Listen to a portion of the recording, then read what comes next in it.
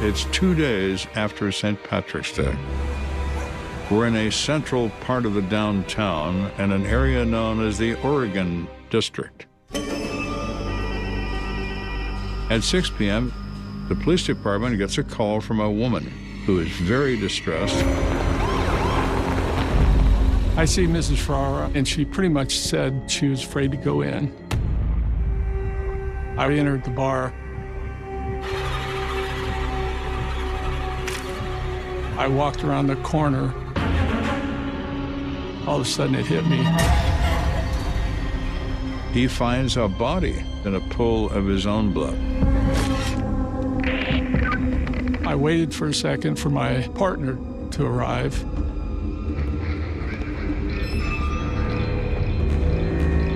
So we go down the hall a little bit further. And there's another body face down. The person who did this crime knows these people. He still thinks that somehow he can get away with this. Oh, please. If you think this is going to end well, you're sorely mistaken. When Kane busted a Cap and Able, did he send a uniform to take the report? No, he sent a f***ing detective. In my 22 years in homicide in Dayton, I was directly involved in over 800 homicide investigations. I grew up on the east end of Dayton. I went to Dayton public schools. In high school, we'd all go and watch the football game. And just unexpectedly, someone pulled out a knife and stabbed one of our coaches to death for no reason. I'd never seen anything like that before, and I was kind of intrigued by it. Years later, I knew this police officer, and we got to be friends, and one day he said, why don't you come and ride along with me for a night? You might get a kick out of it. And that got me hooked. The next day, I'm like, this is what I'm gonna be. And I became a homicide detective. Homicide is the gold level of police work, bar none. We're the CEO of these investigations, and it's a great responsibility. Detective Burke is a hard worker. Many times I would laugh because he would seem to be doing 18 things at one time, answering the phone, talking to somebody. He'd always call the victims' families. He knew it was important. Doyle Burke had the respect of all the police officers, supervisors, everybody. He was very, very good with people, and he was sincere with it. It's not easy, but if I had been an engineer, I'd have been bored to death. There's no doubt in my mind. This is much better. The day we got the call, we had a Klan rally, which is a rarity in Dayton. The Ku Klux Klan is a white supremacist organization that came into being in the 19th century. They ruled in their minds the master race.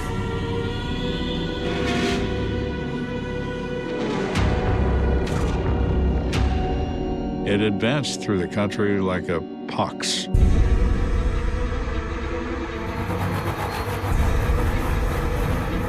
It tends to attract the dim-witted who are easily influenced. They have a First Amendment right, but they're bringing an awful, ugly message that we don't want associated in any way with our city. It's a city that was, at the time, probably 40% black. Most people were not happy to see them. And that is potentially violent. So they had hundreds of Dayton police officers to contain what was thought to be, maybe 100,000 people. They left me and my partner as the only two guys not in uniform in case we got a homicide. So they go, well, you've got a homicide. And I said, oh, was it the Klan rally? And they go, oh, no, we've got two people that are beaten to death inside Sloopy's bar. So it still could be the case that this was racially motivated. But he wondered about that. Burke is a smart guy. The real key to any investigation is to keep an open mind.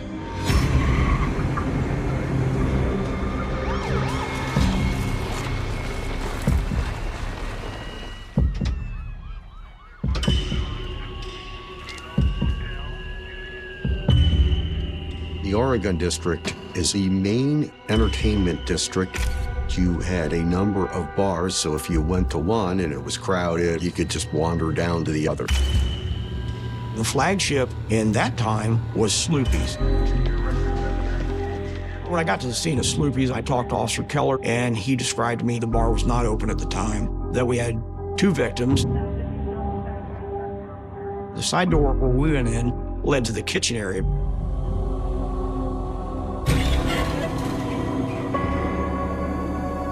The first victim, they check his wallet, and detectives identify him as one Robert Napke, 38 years of age. A relatively young man.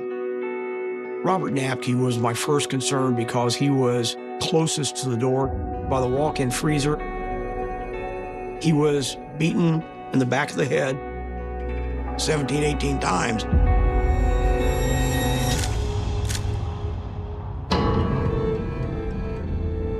The killer hit him repeatedly with this instrument, whatever it is. A shell fracture of the entire skull. This is a classic case of overkill. In cases like this, you have what you physically have, and then you have what it means. So yes, we have a dead guy. He's been hit on the back of the head with something, and he fell face first. That's static. But what does it mean? It means the suspect was behind him. It means he probably opened that door for him, and he knew him enough to where he trusted him enough to walk in front of him. I'm convinced to this day, Napke was totally caught off guard. The suspect just beat him to death.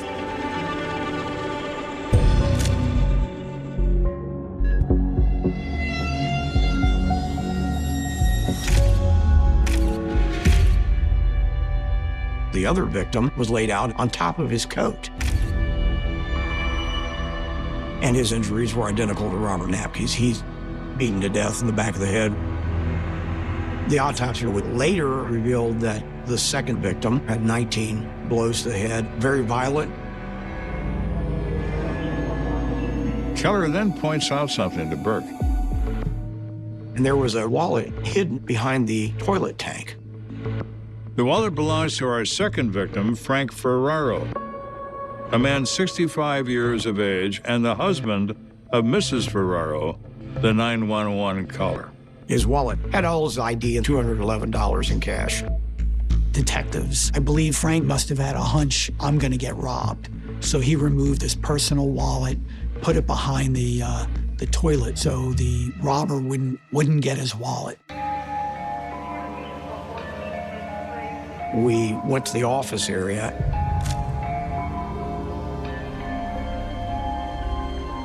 And in the office area was a hammer. We could see that it had some blood on it and what appeared to be hair on it. Hopefully we can get some DNA, fingerprints, whatever off of it. Obviously, this is our weapon. Humans are fragile. They're damaged easily. You've got a hammer in your hand and you are at the edge of rage. You are a killing machine. You'd be silly to say that things like this don't bother you, but you have to go to kind of the greater good. This is what I do. And yes, this is horrible. How much worse will it be if we don't get who did this?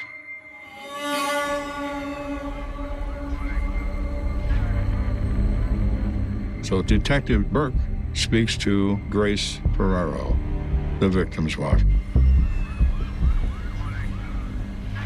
Grace explains her husband was an Army veteran, 44 years in the Postal Service, decided to want to continue to work. His sons owned Sloopy's. Dad wanted a job. The sons decided to provide him with one. Let him be the day manager. Let him keep the books. His wife, Grace, loved him with all her heart and just could not understand how her love of her life could be taken away. Robert Napke was relatively young, in his late 30s. He was known in the Oregon District by everyone. He was the general laborer guy. He was a jack of all trades. No one had anything bad to say about him. My name is Jim Napke, and I am Robert Napke's brother. Robert was the fifth of 9 children. He was someone who could easily make friends. A lot of people wanted to be around him. Robert was very trustworthy, and he expected you to be trustworthy also. At Sloopy's, he was in charge of janitorial, custodial type work. Robert, as far as I know, didn't have any problems or issues working at Sloopy's. He wanted to keep his life pretty simple. As long as he had his friends, he was happy with that. With Robert's death, it was after midnight, and my sisters called me and told me the news he had been beaten to death. We were all shocked, what happened? Nightmare.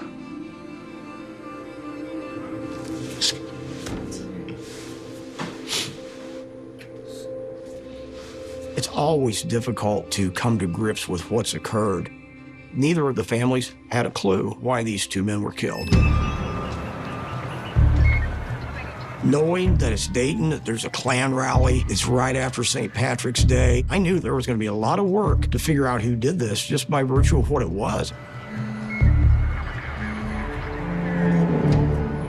So my partner and I are on scene at Sloopy's. Got a page from dispatch. I called in. And I'm like, you gotta be kidding me, right? Like, okay, we'll take care of it. There we go, got another double homicide.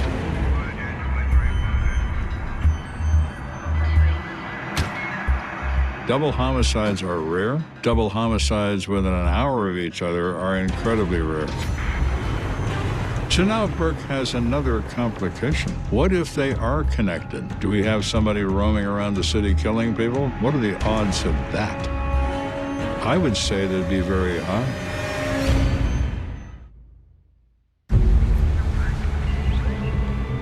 Detective Joel Burke is working a double homicide at Sloopy's bar.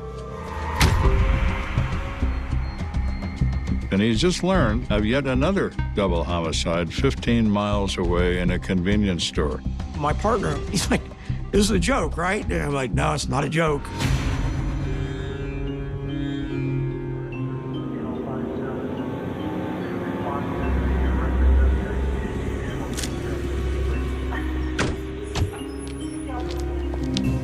What do we do if this is an ongoing event and we're going to keep finding bodies? With these two double homicides occurring like that in the same time frame, until you've got a suspect identified and cuffed, everything's in play. Anything's possible. When Burke hears about this other double homicide, he's not going to rely on someone else's opinion. He's going to rely on his own. He wants to go to that scene and look for himself. What is the same here? It was a very small mom-and-pop carryout. Both of the clerks had been shot and killed. Cash drawer was gone. I mean, it was an obvious robbery. Someone comes unstuck and they open fire.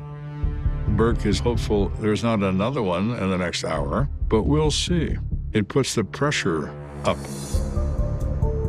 There are similarities in these two cases, but the most important thing is the manner of death. They were both shot to death with a handgun from some distance away. Not the same as beating somebody to death right in front of your face.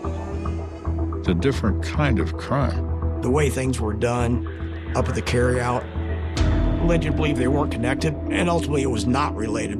Later, 3 men were arrested for that double homicide, and all of them were convicted. And there was no question it had nothing to do with Sloopy's bar murders.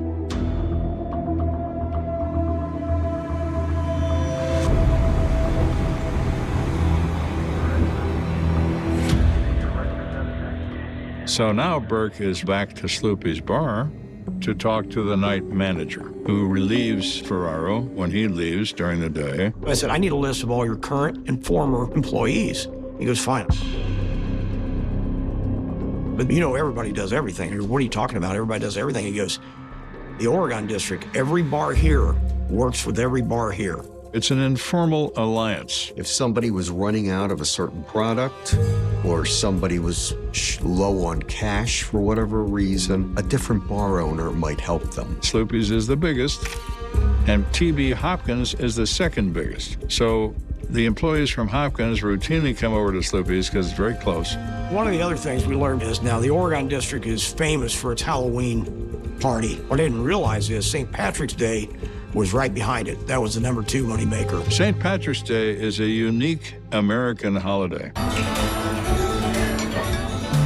Everybody gets toilet-hugging, snot-licking drunk, and they'll stay that way for a week, both in advance of, the day of, and a week after.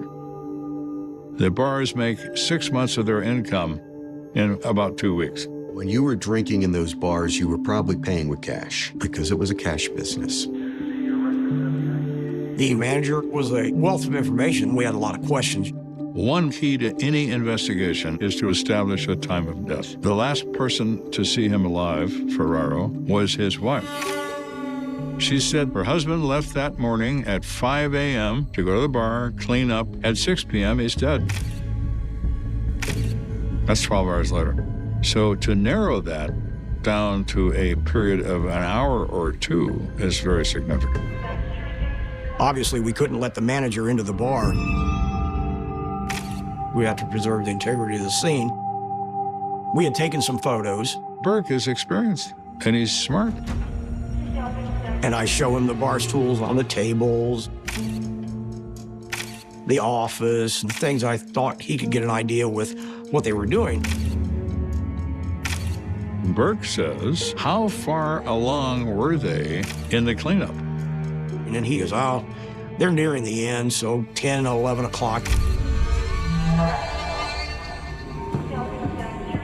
So the killer commits this crime between the hours of 10 and 11 in the morning. So that all fit, and that was very helpful. And then he's looking at the office, he goes, hey, our safe is missing. He goes, there should be a fire safe that sits right here. The manager tells Burke, there's a safe here where the night manager, me, puts the receipts in the bank bags. And when Ferraro comes in the morning, he takes the bags to the bank. Whoever did this thought that the safe would be stuffed with money because of St. Patrick's Day. And it would have been, but Frank had already made a deposit. So now we got a safe that's missing. I'm like, how big is this safe? He goes, it weighs about 150 pounds. I said, so one guy could carry it? He goes, oh, yeah. So now we're faced with another problem. Is this a crime of opportunity after the murders? Our man is walking out. Well, hey, that's a safe. It's not that big. Or is this purpose of this crime the theft of this vault? Then how do you explain the savagery of the attack? We don't know. We weren't here. That's the disadvantage of being a homicide detective. You're never there when you should be. Burke knows the likelihood of finding this safe is slim to none. But nevertheless, he puts out a bolo on it. He's thorough. You have to be.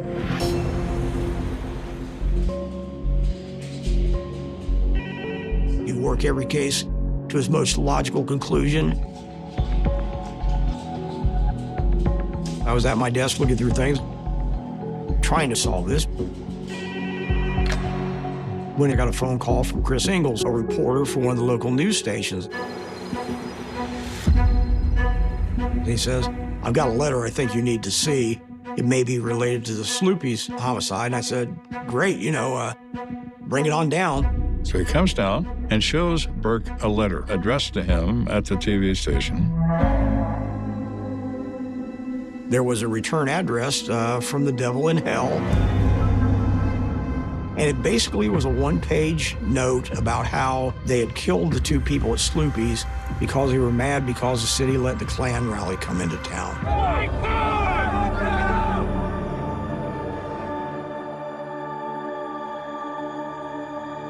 God! Dayton police lie when they say the killings are not related. Maybe not directly, but in rage. I personally beat the young stupid one by the walk-in freezer, hit him a lot with one of my boys' tool. The old guy in the toilet, he died. Maybe next time KKK want to come to Dayton, you say no. Maybe families ask, where was my police protection? I tell them they protect the crackers at Rally. One day we really will overcome. Street talk, mistakes, misspelled words. There are pieces in here only the killer would know. The old guy in the toilet, Mr. Farrow died in the men's room. About the young boy by the freezer, that's the prep area. But one most critical thing, he says a hammer. Why is that so important, you say? Well, because they never told the public what the weapon was. Yet this guy knows it's a hammer. And we just thought this has got to be from the suspect. Interesting. Who is our author?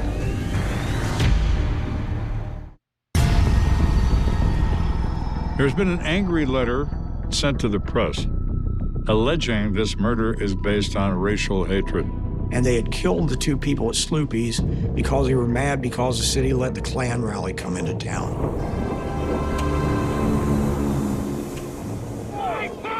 We will leave this courthouse. We tend to think of the Klan as a Southern phenomenon, but when they were at their height in the 1920s, a lot of the biggest states for the Klan were actually in the Midwest. There was segregation everywhere. In Dayton, we had segregated schools, we had segregated swimming pools, so that existed up here. They came here to incite to violence. They came here to spew their rhetoric and try to make people mad and try to get those people to do something. Stop the Klan. It was that morning of the murders, so that fits. Somebody incensed over the meeting and then goes off and kills people. We had to at least theorize that maybe this is a retaliation for the Klan. I mean, what a coincidence. Burke needs to find out what happened at this rally, so he finds the officers that were assigned to the detail.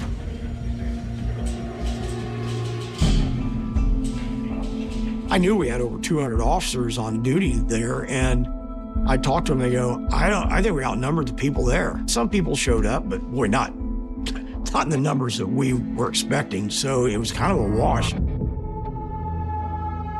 So now the only fact we have is that somebody wrote a letter to the press and knew things that had never been released to the public. The letter is undoubtedly from the killer. Who would send such a letter was the first thing that got into my mind. And then the smarter part of me kicked in and I said, could the guy that did this actually be dumb enough to try to do this to throw us off? So Burke has decided this racial motivation is just probably not accurate at all. There's no evidence to support it. So now we're back to square one.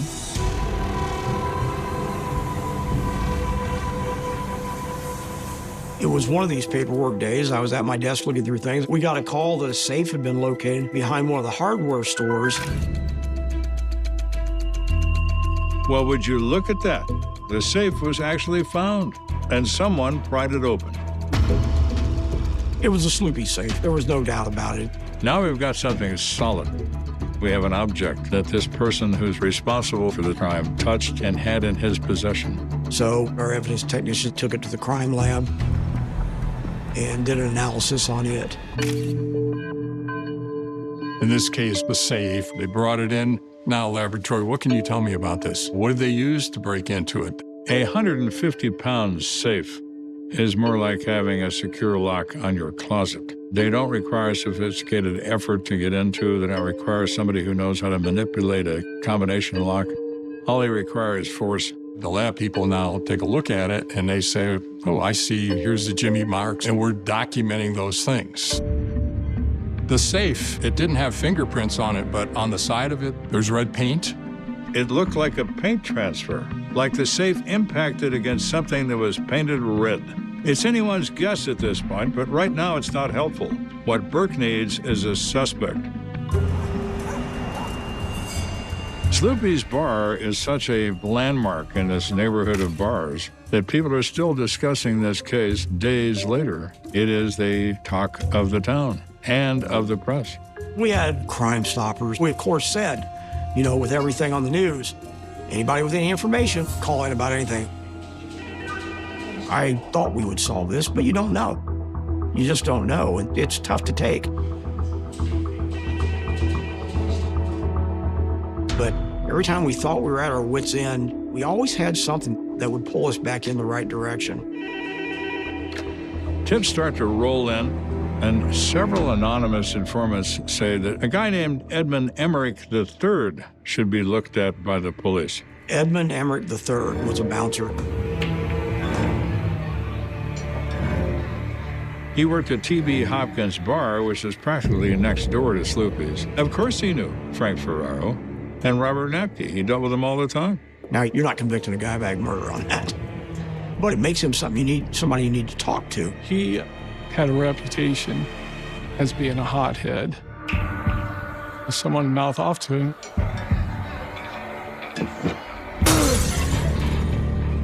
He would beat people half to death. He was fired by the bar because he just was more trouble than he was worth.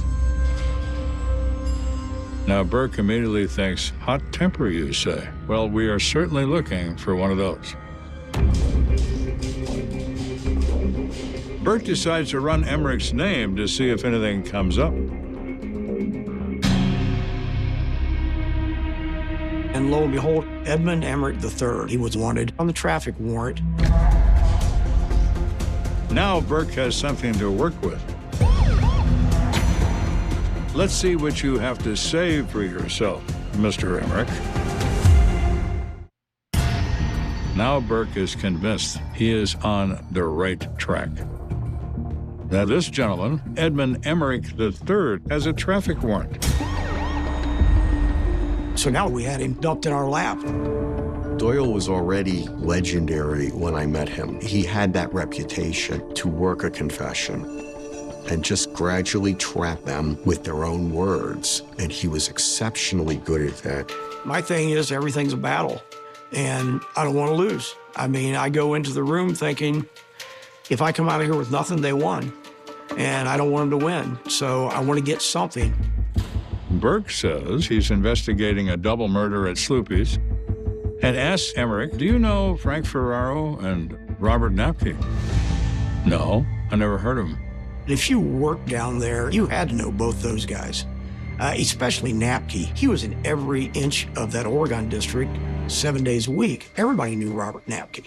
He asks Emmerich where he was on March 19th. Now, this is 9 days after the date the bodies were discovered. And he laid out everywhere he was, hour by hour by hour. And he started at 10 o'clock, I was at my dad's. Then I went to the Patterson Pony Cake and got a 6-pack of beer. Then I went to the Patterson Park Laundromat and got my clothes. I'm like, you pretty sure about all that? Yeah. In my mind, I'm like, oh, this is good. Nobody can remember this. No one. Why would you? Emmerich is telling Burke a story as if he's rehearsed the story before. However, being suspicious doesn't give you the right to arrest anybody. He lets him go. We went to the Pony Keg, and we felt like idiots, but we said, look, I know you probably sell 10 million bottles of beer in a week, but 2 weeks ago, a guy came in, bought a 6-pack of beer in the afternoon, and we showed him a photo spread. And he goes right to Emmerich's photo and says, yeah, that's him. He said, look at me and look at the clock and remember that I was here. Now, the explanation of him being there is very bizarre, but the fact remains he was there. So that 12 to 2 checks out. And we went to the laundromat, it was even better. The lady said, I remember him, here's his name, and it was around 2 o'clock. She said this same fellow makes a huge fuss about the fact he has to have this laundry. He had 31 pounds of laundry, which is an immense amount of laundry. And she goes, he parked far away, and we're like, why don't you just pull it up again? He goes, no, I'm good. Now, what is he doing? He's drawing attention to himself by raising a fuss. The clerk tells Burke she thought it was just kind of odd the way he acted. So I kind of looked out the window to see how he was going to get all that clothing into this car. Burke asked her, what kind of car does he have? She goes, it was a little red Dodge Daytona. Well, my. Red, like the kind that can produce a paint transfer on a safe. Mr. Emmerich has a great deal of explaining to do. However, Mr. Emmerich, he's been giving alibis all day long, and so far, they've all checked out. The last stop for Burke is Emmerich's father. 2 pounds of heroin was seized along with Now, they strongly believe these people were killed between the hours of 10 and 11 in the morning. Emmerich said he was with his dad all morning, the most critical part of his alibi, which is the time frame of the murder. We made it clear to Emmerich's father, you know, we're homicide detectives and we want to talk to you about your son, Eddie. And he was very cordial. I want to know if we want to have some coffee. And we talked for a while. He couldn't remember if he was there or not. And then he asked who we were again. And we told him. And then he asked us if we'd like to have some coffee. And it was clear that he had memory problem, maybe some dementia. Burke believes Emmerich intentionally used his father as the final nail in his alibis, knowing that his father could not confirm nor deny that he was there. He couldn't remember who we were, much less, you know, whether or not Emmerich was there on the 19th. So his plan blows up in his face. Once we showed the alibi was just crap, even though we now have a tremendous amount of suspicion on Emmerich, you have to have probable cause. So we had Emmerich's car towed to the crime lab.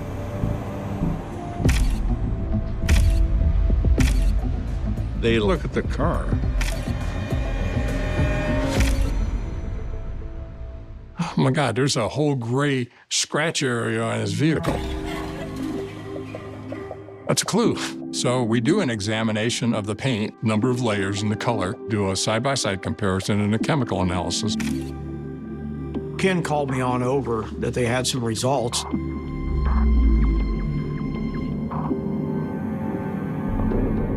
These marks were made by that corner of that safe as was rubbed across this vehicle. So now we had hard physical, forensic, scientific evidence that tied Emmerich to these 2 murders. There's no way you can explain that safe being in your car. It's irrefutable. In this case, it matched, and Emmerich was our man.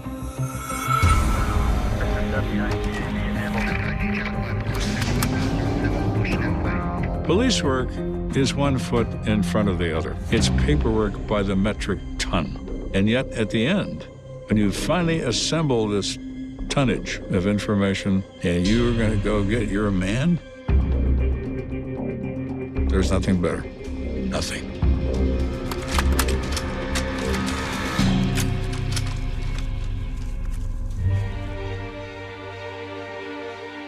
They go to Emmerich's house. You always use an abundance of caution when you're going after a murder suspect, especially somebody this cocky and this brutal and violent. Once you've killed once, after that, it's only numbers. We could see him looking out of the front window. The good thing for us is this wasn't our first rodeo. We had officers in the back, so he's not getting out of the house. And then you announce, police, open the door. Another knock, another announcement. Open the door, answer is no.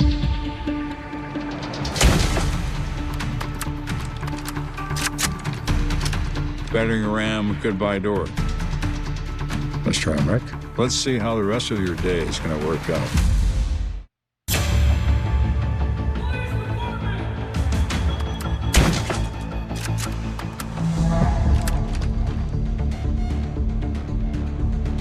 Police open that house like a tuna can. We're going to scoop up Mr. Emmerich and haul him away. We look through the house. We go through every room. He is in that house, but we can't find him in that house. And that's eerie because he's a murderer. He could jump out with a knife, you know, who knows? So now we have to fine-tune the search.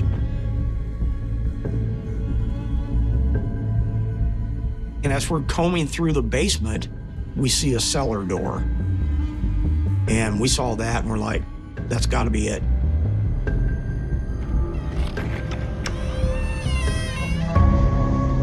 And there is Mr. Emmerich, crouched like a little baby with his hands over his head, announcing, "Don't shoot." There's a great deal of satisfaction when you know you've got the right guy. Well, I would have loved to have another crack at him in an interview room, but I don't think any of us felt that was ever going to happen. And this man, Mr. Emmerich, he doesn't want to make a statement. Fine. Confessions are very rare, but if you don't have a case, don't arrest him.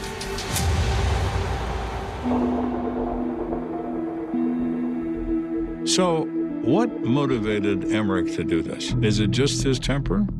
Oh, that certainly helped. But Emmerich was desperate. He'd been fired from the job he had.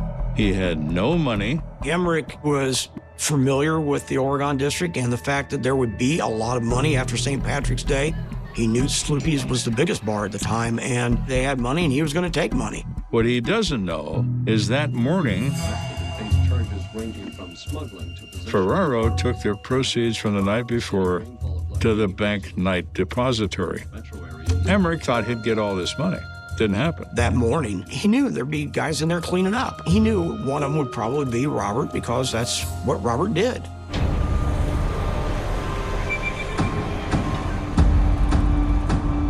Emmerich goes to the side door entrance. Napke thinks, well, it's Emmerich, assuming he's there for business. I don't know if he went in there with the idea of, I'm going to have to eliminate any witnesses that I find, but they had no chance. We speculate. 25 people. Emmerich grabs a hammer out of a toolbox.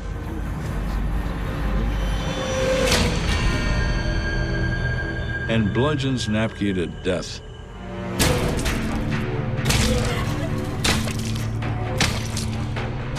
And because of his temper, he goes crazy. The autopsy revealed there's no defensive wounds. Robert never even saw it coming. We theorized that Mr. Ferraro heard the commotion and thought it was a robbery, ran into the men's room, stuffed his wallet between the toilet tank and the wall, turned and came out of the stall, and is confronted by Emmerich. Frank was told to lay down there, probably said, I'm not laying on that floor. Ferraro said, let me use my jacket, the floor is filthy, and he let him do that because it took the fear away. If he's just gonna lay down, or he's not gonna hurt me.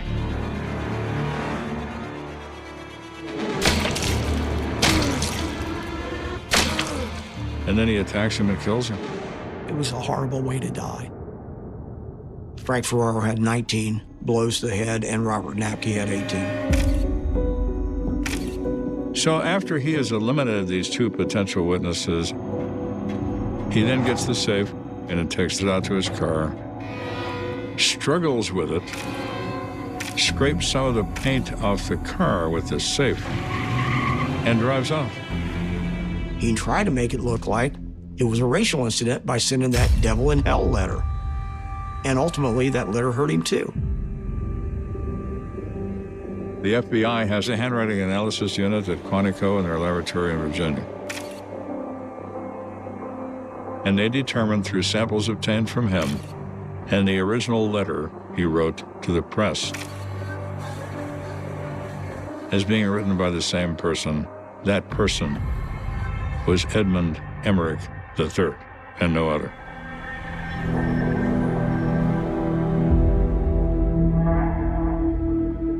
Emmerich was ultimately indicted for an aggravated robbery, 2 counts of aggravated murder. They found him guilty of all the crimes and the specifications. Emmerich was sentenced to the maximum amount of time that he can. He would now be 97 years old the first time he comes up for parole. So I don't think Emmerich's ever getting out, and he shouldn't get out. My brother was a good, law-abiding citizen who wanted to live a simple life and have a lot of friends. To have at his funeral over 700 people, that's a homage to Robert. Frank was a stellar person. Everybody loved him, and really, he was in the wrong place at the wrong time, and that's all. I think that was hardest for his family to come to grips with. And I get asked all the time, what's the worst case? What's the most horrible? You know, you can't rank tragedies. I mean, you can't, because everybody is important to somebody. And you got to work every case that way. October 22nd, 2014. The city of Ottawa woke beneath a sky that seemed almost indifferent to history. The air was cold, but not yet brutal. The kind of autumn morning Canadians knew well. Leaves drifted lazily along sidewalks. Commuters hurried toward offices carrying steaming cups of coffee. Government employees filed through security checkpoints. Tourists paused to photograph the stone towers of Parliament Hill, their cameras capturing a scene that appeared timeless, stable, and safe. Nothing in those quiet moments suggested that within minutes, the heart of a nation would become a battlefield. At 9:53 a.m., a single gunshot shattered the routine. Then another. Then another. The sound echoed across downtown Ottawa, bouncing between stone monuments and government buildings. For a brief second, many people did not understand what they were hearing. Construction noise, perhaps. A vehicle backfiring. Something ordinary. Something harmless. But there was nothing harmless about what was happening. Standing at the National War Memorial was a young soldier named Nathan Cirillo. 24 years old. A son. A father. A brother. A reservist serving in ceremonial guard duty. He stood where countless soldiers had stood before him, representing sacrifice, service, and memory. His rifle rested beside him. Tourists walked nearby. Cameras clicked. The morning unfolded exactly as it always had. Until a man approached from behind. The attack lasted only seconds. Seconds that would change Canada forever. Nathan never had a chance. Witnesses would later remember confusion before terror. People screaming. Some frozen in place. Others running. A soldier collapsing onto cold stone. The realization spreading through the crowd that this was not an accident. This was an attack. The gunman did not stop. Instead, he turned and ran. Across streets. Past shocked bystanders. Toward the most heavily protected political site in the country. Parliament Hill. At first, nobody knew who he was. Nobody knew whether he was acting alone. Nobody knew if more attackers were waiting. What authorities did know was terrifying enough. An armed man had just murdered a Canadian soldier in broad daylight. Now he was moving toward the center of Canadian democracy. Inside Parliament, members of government were beginning another ordinary day. Meetings were scheduled. Debates were planned. Staff members carried folders through hallways polished by generations of history. The building itself felt eternal. Massive stone corridors stretched beneath vaulted ceilings. Portraits of leaders watched silently from walls. Security officers performed routines they had repeated countless times before. Then the first alerts arrived. A shooting. A soldier down. An armed suspect approaching. The information was fragmented. Confusing. Incomplete. But every update seemed worse than the last. Some employees locked doors. Others searched for windows. Phones began vibrating simultaneously. Messages flooded through government networks. Stay inside. Shelter in place. Active shooter. No one knew exactly where the danger was. Only that it was getting closer. Outside, the gunman reached Parliament Hill. Witnesses later described a scene that felt impossible to comprehend. People running in every direction. Vehicles stopping abruptly. Police shouting commands. The attacker moving with determination. Not fleeing. Not hiding. Advancing. Somewhere in those frantic moments, he commandeered a government vehicle and continued toward the center block. Toward the symbolic heart of Canada. Toward hundreds of people trapped inside. What happened next unfolded with terrifying speed. The gunman entered the building. Then came the next eruption of gunfire. The sound exploded through hallways lined with history. Sharp cracks. Echoing reports. The unmistakable sound of bullets moving through spaces never designed for war. Employees dropped to floors. Some barricaded doors using furniture. Others hid inside closets and storage rooms. Many texted loved ones. Messages filled with uncertainty. Simple sentences typed by shaking hands. I love you. There is a shooter in the building. I don't know what is happening. The fear spreading through Parliament that morning was unlike anything most of those people had ever experienced. No one knew whether they would walk out alive. No one knew whether this was the beginning of something larger. No one knew how many gunmen existed. Rumors traveled faster than facts. Every distant sound became a potential threat. Every creak of a door became a source of panic. Every second felt longer than the last. Meanwhile, armed officers rushed toward the danger. Not away from it. Toward it. Among them were security personnel whose names would become forever linked to that day. Men and women who understood exactly what an active shooter inside Parliament could mean. If the attacker reached crowded areas, the death toll could become catastrophic. If he managed to take hostages, the crisis could last for days.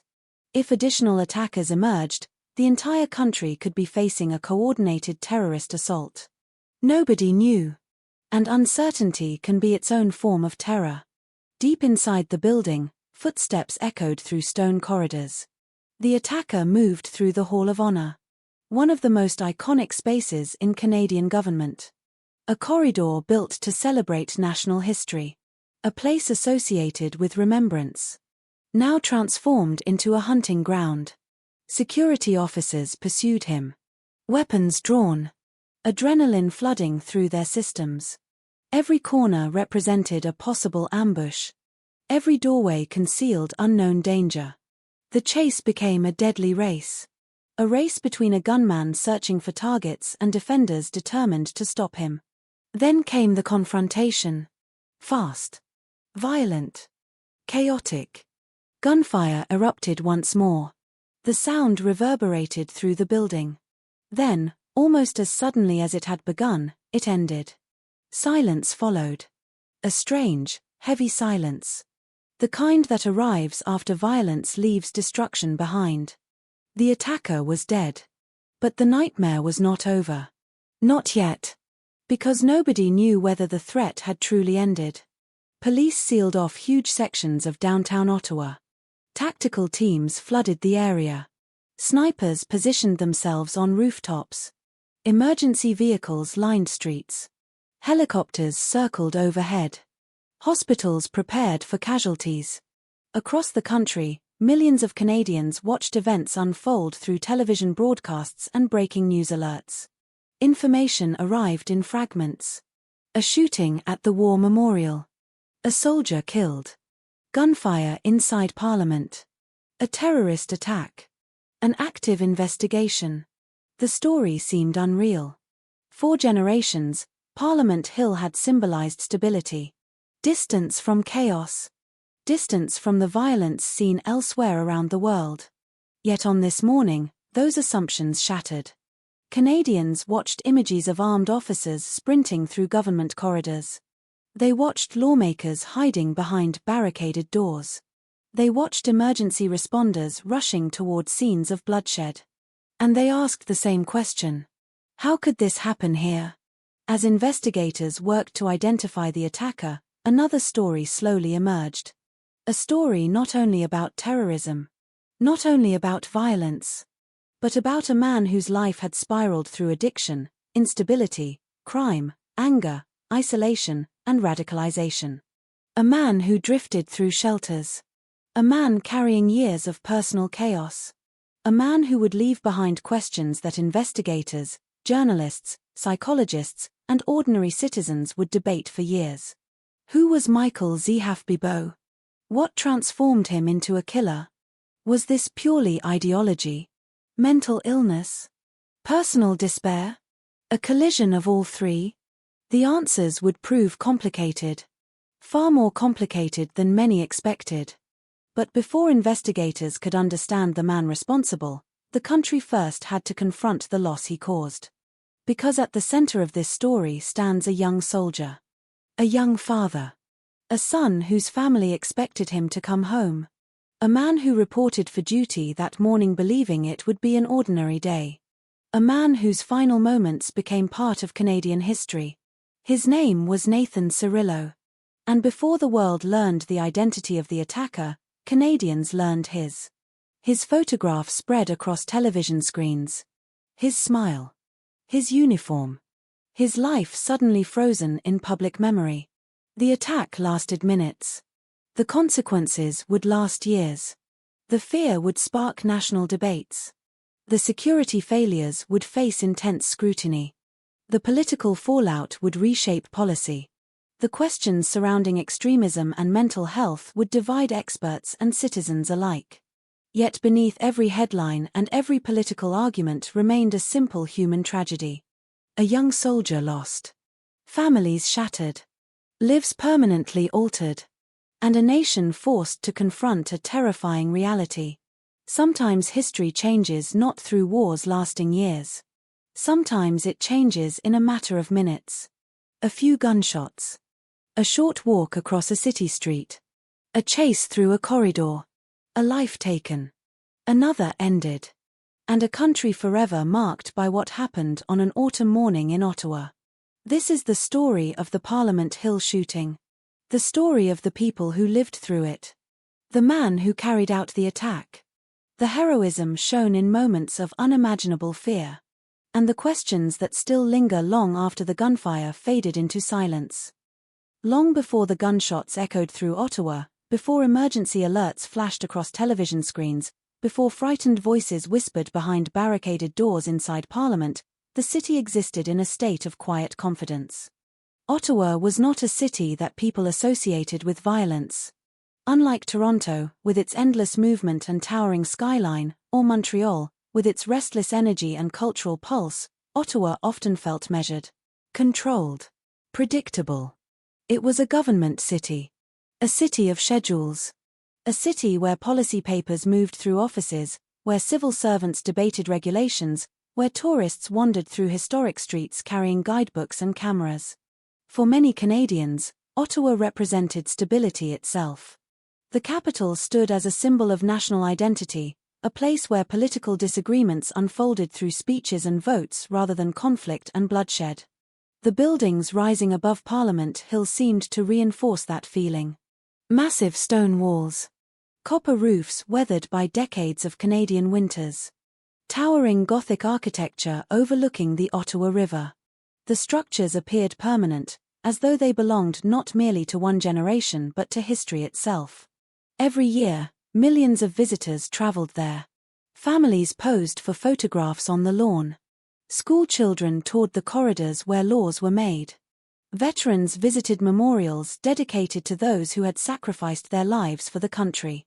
Few people ever looked at Parliament Hill and imagined danger. The place felt too symbolic. Too protected. Too important. On the morning of October 22, 2014, that illusion remained intact.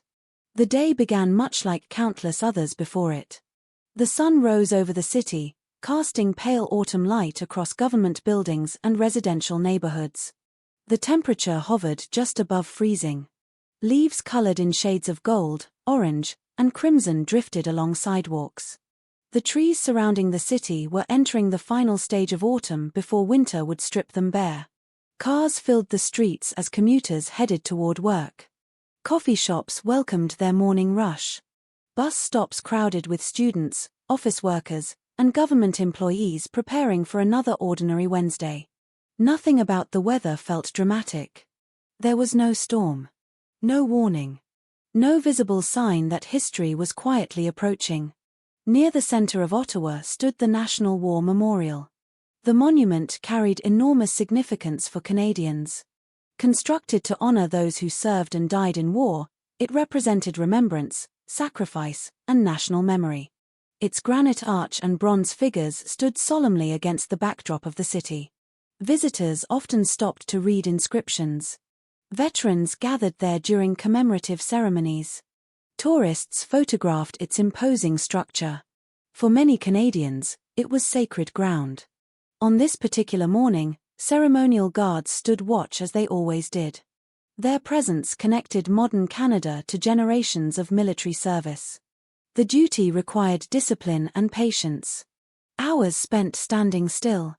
Hours spent maintaining composure regardless of weather, distractions, or passing crowds. The guards became part of the landscape itself. Tourists admired them. Children pointed at them. Photographers captured images of their uniforms against the historic monument. One of those guards was Nathan Cirillo. At 24 years old, he represented a generation far removed from the battlefields commemorated by the memorial. Yet his role connected him to a tradition older than himself. That morning, he arrived expecting routine. The same ceremonial responsibilities. The same crowds. The same predictable rhythm.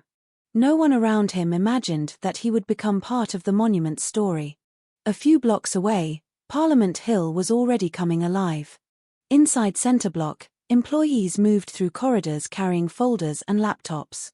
Administrative assistants prepared meeting schedules. Security officers conducted routine patrols. Politicians reviewed notes before committee sessions and parliamentary discussions. The building functioned as it always had. Its hallways formed a maze of history. Stone arches stretched overhead. Polished floors reflected light from centuries-old fixtures. Portraits and statues honored figures who had shaped the nation. Visitors often described the building as majestic. Employees sometimes forgot its grandeur because they walked those halls every day. Yet even routine could not erase the sense of importance embedded in the structure. Decisions made there affected millions of lives. Legislation debated within its chambers shaped the future of the country. At any given moment, hundreds of people occupied the building. Politicians, staff members, journalists, security personnel, maintenance workers, tourists. The complex functioned like a small city enclosed within historic walls. Outside, the lawn stretching before Parliament attracted visitors despite the chill. Some paused to admire the Peace Tower. Others photographed the river below. Many simply enjoyed the atmosphere. Canada projected an image of safety to the world, and nowhere embodied that image more than Parliament Hill. The nation was not untouched by violence. No country was. But large-scale political attacks felt distant. Something that happened elsewhere. Something seen on foreign news broadcasts. Canadians watched reports from Europe, the Middle East, and the United States. They saw images of terrorism abroad. Yet many still believed their country occupied a different space. A safer space. A place insulated from the worst forms of ideological violence. That belief would soon face its greatest challenge in years. Beyond the public buildings and memorials existed another Ottawa. A less visible Ottawa. An Ottawa of shelters, temporary housing, addiction treatment centers, and forgotten corners hidden behind the polished image of the capital. Like every major city, Ottawa contained people living on society's margins. Individuals battling addiction, mental illness, homelessness, isolation. Lives unfolding far from government offices and tourist landmarks. Most residents rarely thought about that world. The two realities coexisted but seldom intersected. One represented stability. The other uncertainty. One occupied the headlines. The other often disappeared into the background. Within that hidden world, individuals struggled through days shaped by survival rather than routine. Finding food. Finding shelter. Finding a place to sleep. Finding meaning. Among those drifting through that landscape was a 32-year-old man named Michael Zehaf-Bibeau. At first glance, there was nothing about him that suggested he would soon become the focus of an international news story. People who encountered him saw a man carrying visible burdens. A man whose life appeared fractured. His path through adulthood had been marked by instability, criminal convictions, drug-related problems, anger, periods of homelessness, relationships strained by years of personal turmoil. He moved through Ottawa largely unnoticed. Just another troubled individual among many.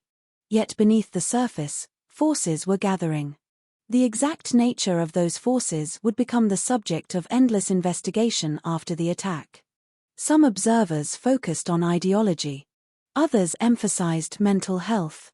Still others pointed toward addiction, personal failure, or a desperate search for identity. The reality likely existed somewhere within the overlap of those explanations. But on the morning of October 22nd, nobody knew his name. Nobody knew where he was going.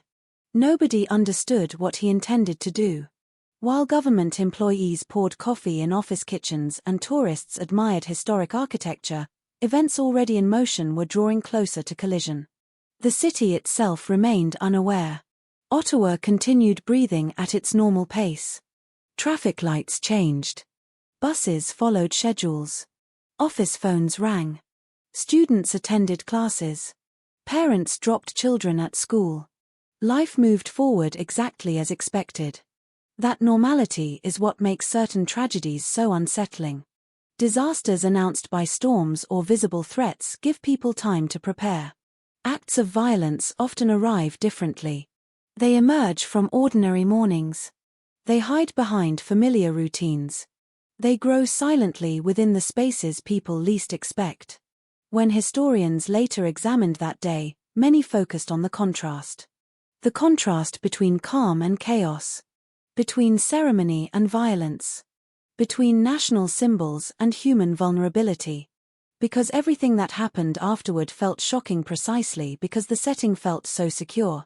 The National War Memorial represented remembrance. Parliament represented democracy. The Guards represented service. The city represented stability. Yet within a matter of minutes, all those symbols would become connected by bloodshed.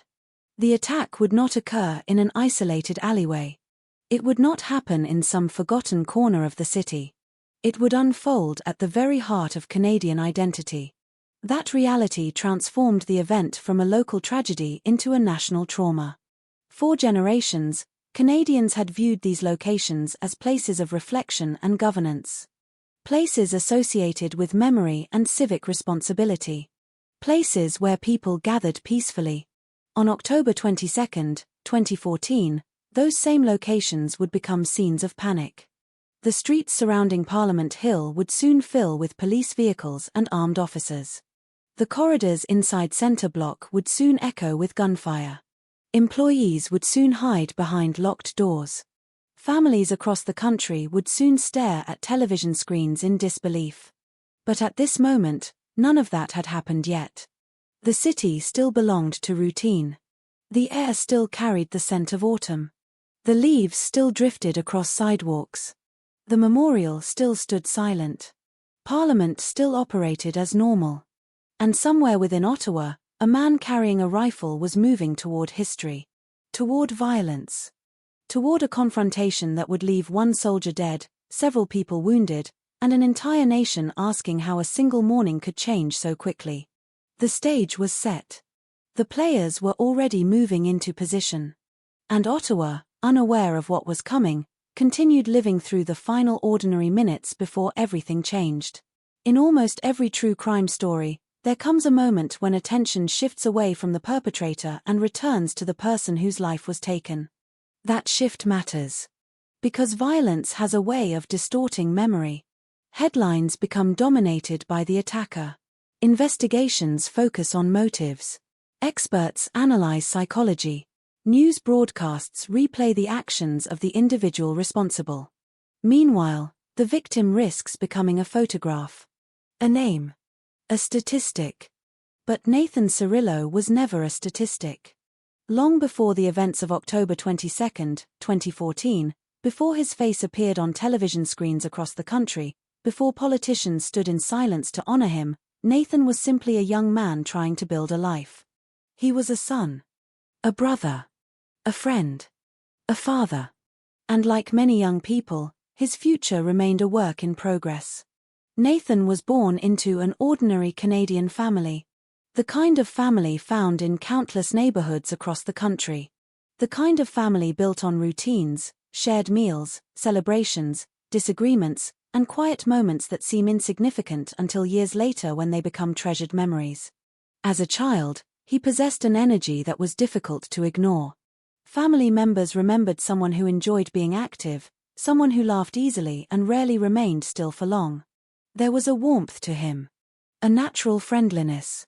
The sort of personality that drew people toward him rather than pushing them away. Teachers saw a student who was far from perfect but genuinely likable. Friends saw someone dependable. Someone willing to help. Someone who could make people laugh even during difficult days. Like many children, he carried dreams that shifted with age. Some faded. Others evolved. The future seemed wide open. No one looking at him during those early years could have predicted the role he would eventually play in a national tragedy. His adolescence unfolded much like countless others. School. Friendships. Moments of success. Moments of frustration. The awkward transition from childhood into adulthood. The period of life where identity slowly takes shape. People begin deciding who they want to become. What values matter to them. What kind of future they hope to create. Nathan was not a celebrity. He was not a political figure. He was not someone seeking public attention. He was simply a young Canadian attempting to find his place in the world. As he grew older, one thing became increasingly important to him: service. The idea of belonging to something larger than himself appealed to him. The military represented discipline, purpose, camaraderie, a sense of responsibility. For generations, military service had occupied a respected place within Canadian society. Those who joined often described a feeling of becoming part of a family, a bond forged through shared experiences and common goals. Nathan found himself drawn toward that world. Eventually, he became a reservist with the Argyll and Sutherland Highlanders of Canada. The unit carried a long and proud history. Its traditions stretched back generations. Its members came from different backgrounds but shared a commitment to service. For Nathan, joining the reserves was not merely about wearing a uniform. It was about identity. About belonging. About contributing. Military life brought structure and responsibility. Training demanded discipline. Expectations were clear. Success depended not only on individual effort but on teamwork. Those who knew Nathan often described how seriously he took those responsibilities. He respected the role. He respected the uniform. And he understood the significance of representing his country. Yet military service was only one part of his life. Another role mattered even more. Nathan was a father. That single fact transformed everything. Parenthood changes the way people view time. The future suddenly becomes larger than personal ambition. Every decision begins carrying additional weight. Responsibilities deepen. Dreams evolve.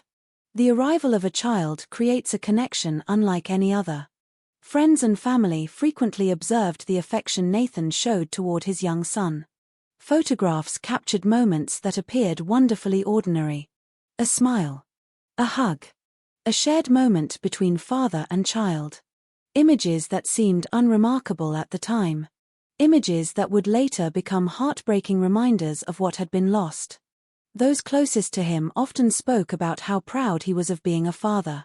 Not because he claimed perfection. Not because life was always easy. But because the role mattered profoundly to him. The future he imagined included watching his son grow. Birthdays. School graduations.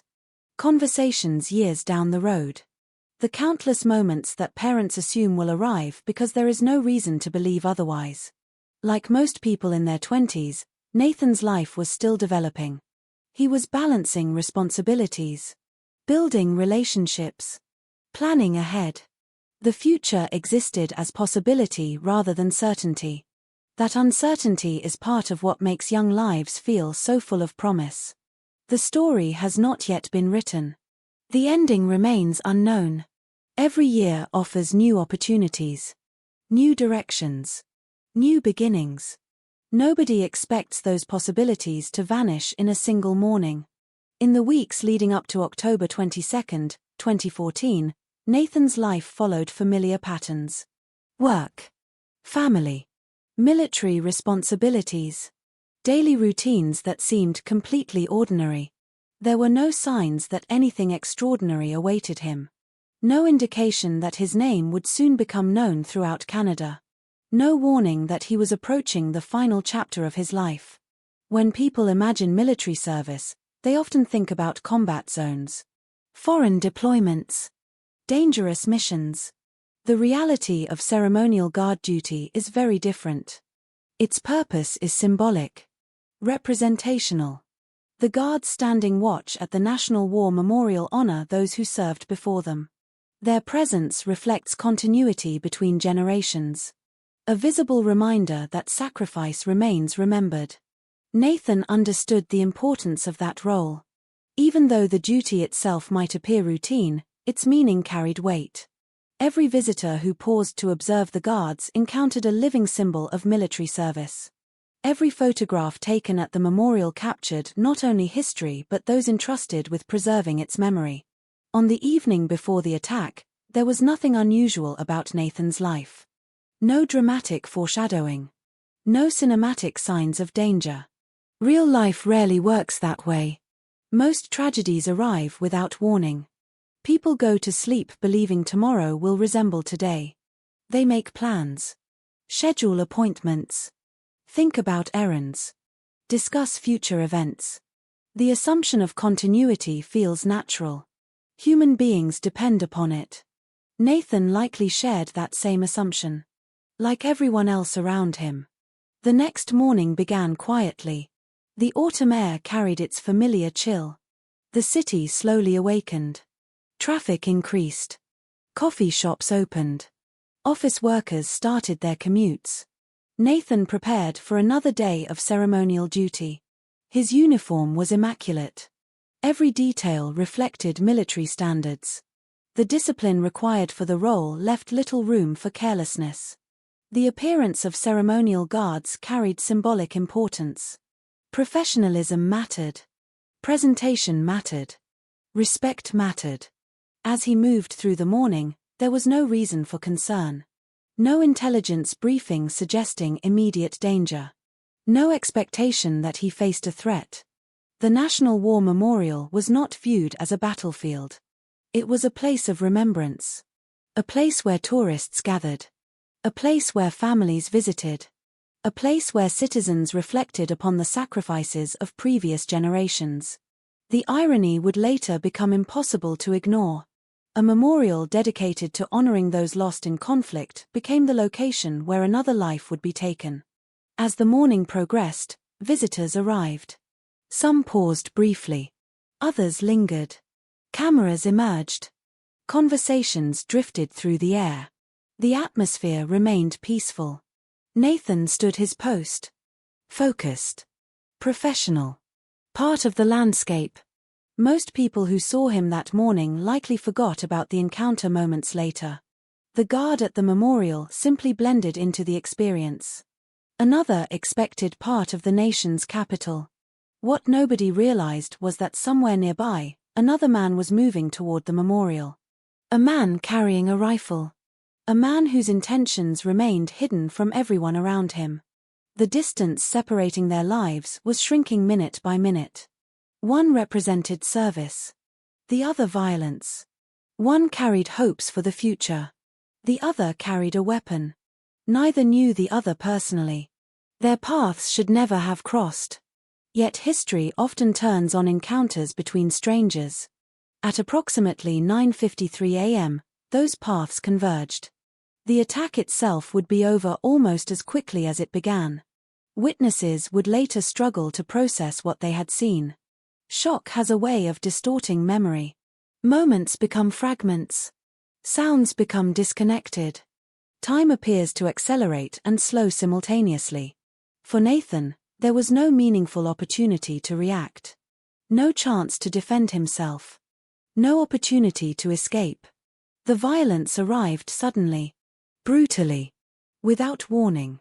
Emergency responders rushed to help. Bystanders attempted to assist. Chaos replaced routine. Confusion replaced calm. The peaceful atmosphere surrounding the memorial vanished in seconds. Yet while news organizations focused on the unfolding attack, another story began elsewhere. Families received calls. Friends received messages. Rumors spread. People desperately searched for information. The worst moments in many tragedies occur not at the scene itself but afterward, when loved ones begin realizing something is terribly wrong. A missed call. An alarming news report. A growing sense of dread. Questions without answers. Hope battling fear. Nathan's family entered that nightmare. The kind of nightmare every family believes happens to someone else. The kind that transforms ordinary mornings into dividing lines between before and after. Before the phone call. Before the confirmation. Before the realization that life has changed forever. When confirmation finally came, grief followed. Not public grief. Not political grief. Personal grief. The devastating reality of losing a son. A brother. A father. The empty chair. The unanswered messages. The future suddenly erased. Across Canada, millions of people would come to know Nathan Cirillo as a fallen soldier. A national symbol. A victim of terrorism. But to those who loved him most, he remained something far more important.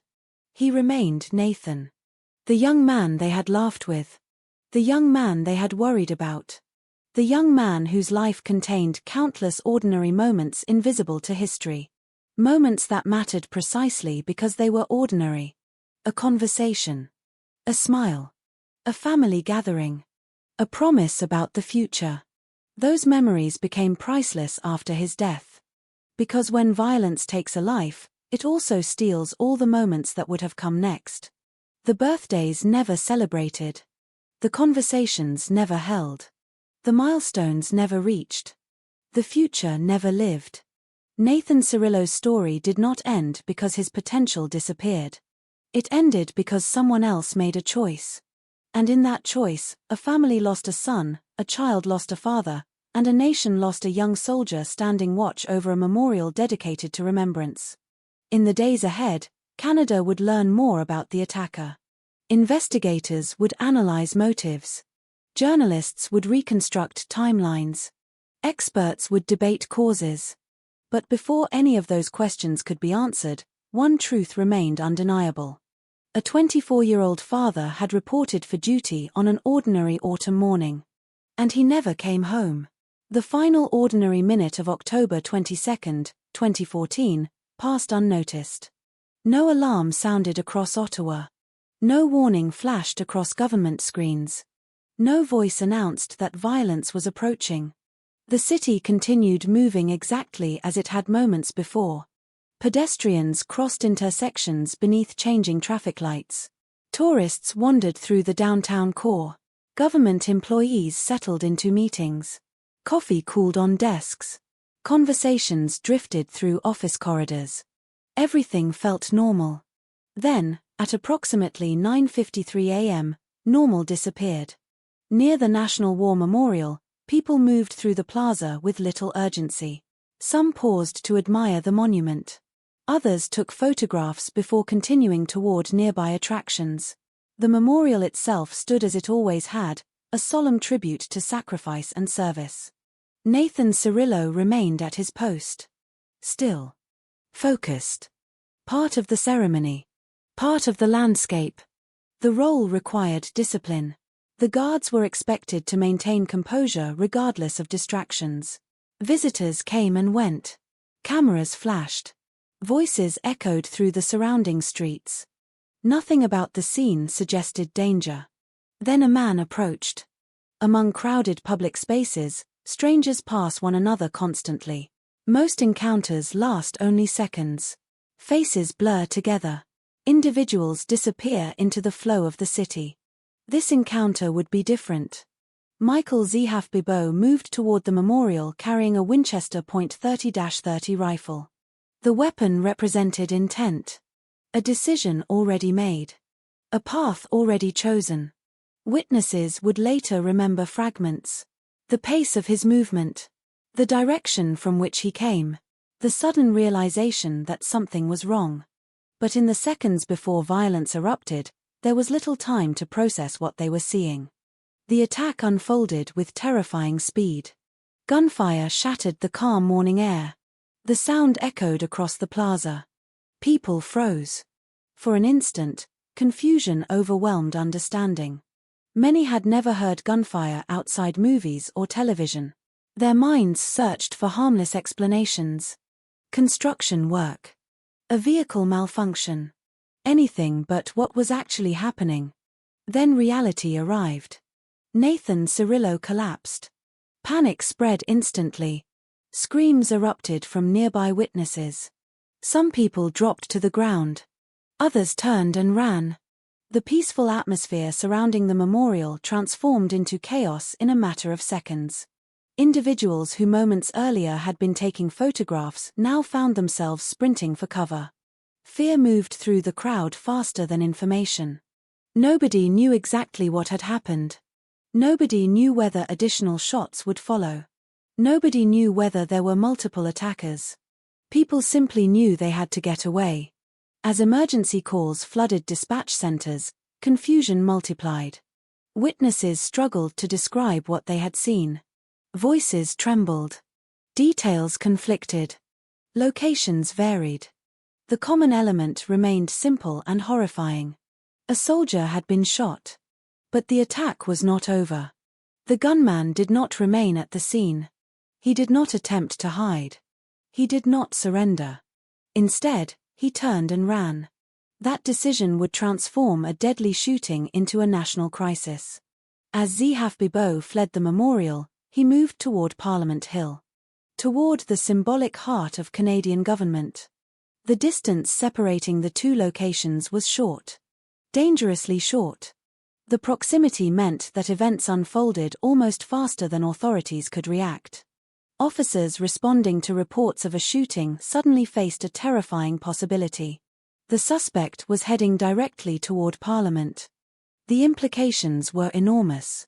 Inside Centre Block, hundreds of people occupied offices, meeting rooms, and corridors. Government officials. Staff members. Security personnel. Visitors. Journalists. The building was not merely a workplace. It was one of the most important institutions in the country. If an armed attacker entered Parliament, the consequences could be catastrophic. Outside, Zihaf Bibo continued moving with determination. Witnesses watched in disbelief. Some later described the surreal nature of those moments. The sense that reality had somehow shifted. The knowledge that they were witnessing something extraordinary and terrible at the same time. At some point during his flight toward Parliament Hill, the attacker commandeered a government vehicle. The action intensified fears among responding authorities. This was not random violence unfolding in a single location. The threat was mobile. The threat was advancing. And time was running out. Across downtown Ottawa, emergency communications accelerated. Police units rushed toward the area. Security alerts spread. Information remained incomplete, but one fact became increasingly clear. An armed suspect was moving toward Parliament. Inside the parliamentary complex, awareness began arriving in fragments. A shooting had occurred. A soldier was down. An attacker might be approaching. Nobody possessed the full picture. The uncertainty made everything worse. Human beings can prepare for known dangers. Unknown dangers create a different kind of fear. Employees checked phones. Security personnel exchanged information. Some individuals remained unaware of the threat entirely. Others sensed that something serious was unfolding but lacked details. The atmosphere shifted from routine to concern. Then concern became alarm. Outside, the attacker reached Parliament Hill. Witnesses observed a scene that would later be replayed repeatedly through media coverage and public memory. People running. Officers shouting commands. Vehicles stopping abruptly. Confusion spreading in every direction. The attacker crossed ground usually associated with ceremonies, public gatherings, and tourism. Now it had become the pathway toward a deadly confrontation. When he reached Centre Block, events accelerated again. The entrance that normally welcomed government workers and visitors suddenly became the gateway to a crisis.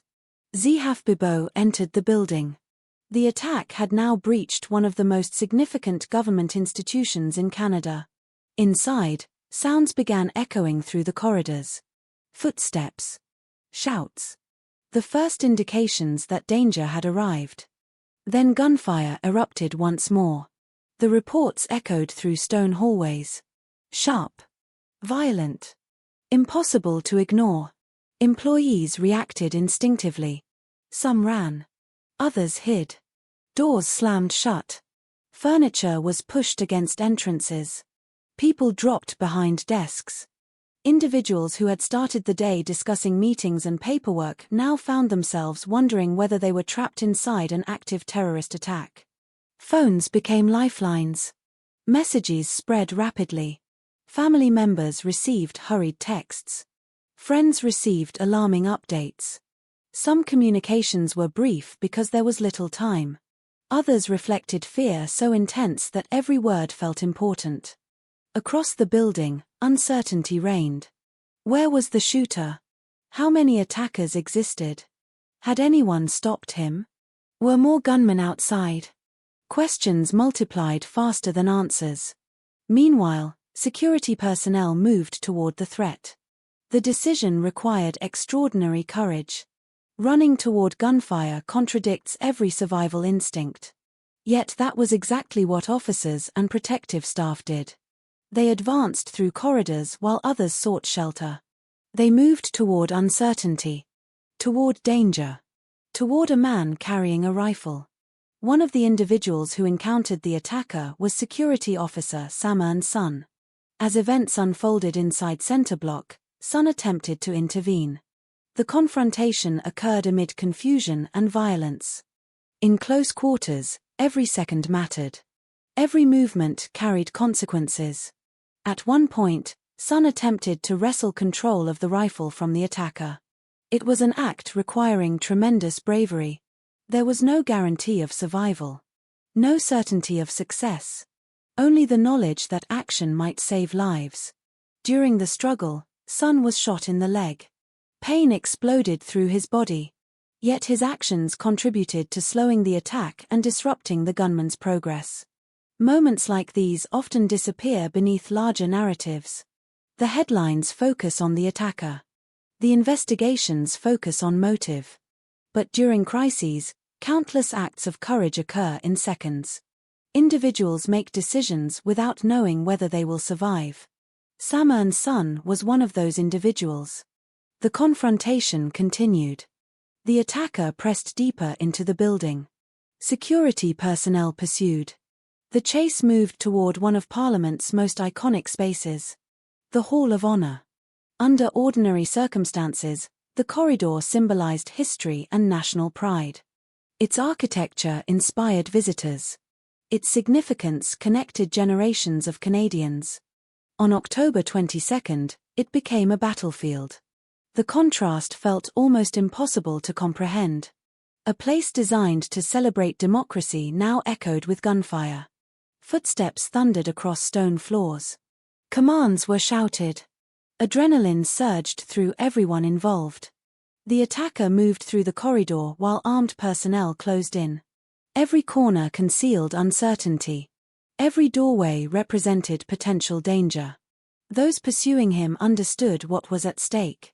If the attacker reached crowded areas, more people could die. If he obtained hostages, the crisis could escalate dramatically. The threat needed to be stopped. Immediately. The final confrontation arrived quickly.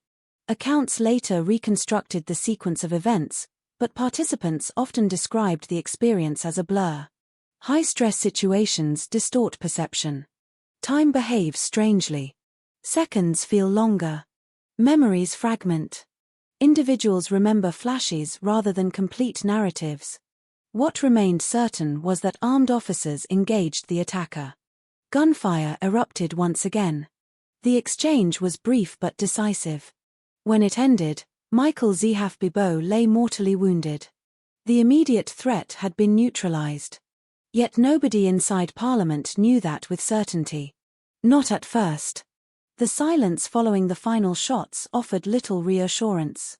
Silence can be deceptive. Officers continued clearing rooms. Security teams searched the building. Authorities considered the possibility of additional attackers. The fear of a coordinated assault remained real. Employees stayed hidden. Many had no information beyond distant sounds and scattered messages. Some remained barricaded long after the gunfire stopped. Others waited anxiously for official instructions. Outside, Ottawa transformed into a city under siege. Police vehicles flooded downtown streets. Emergency responders established perimeters. Armed officers secured locations. Traffic halted. Sirens echoed through the capital. News organizations interrupted regular programming. Breaking reports spread across Canada and beyond. Information remained incomplete. Facts emerged slowly. Rumors spread rapidly. Some reports suggested multiple shooters. Others warned of ongoing threats. The uncertainty amplified public anxiety. Across the country, millions watched events unfold through television screens and smartphones. Parents called children. Spouses called partners. Friends checked on friends. The attack had struck at the center of national identity, and people desperately sought reassurance. Inside Parliament, lawmakers and staff members remained sheltered. Some hid beneath tables. Others gathered in secure rooms. Many later described the surreal nature of the experience. One moment they had been discussing ordinary government business. The next they were listening to gunfire echo through historic corridors. The shift felt unreal. Like stepping into someone else's nightmare. Meanwhile, emergency personnel at the National War Memorial fought to save Nathan Cirillo. The effort reflected both urgency and hope.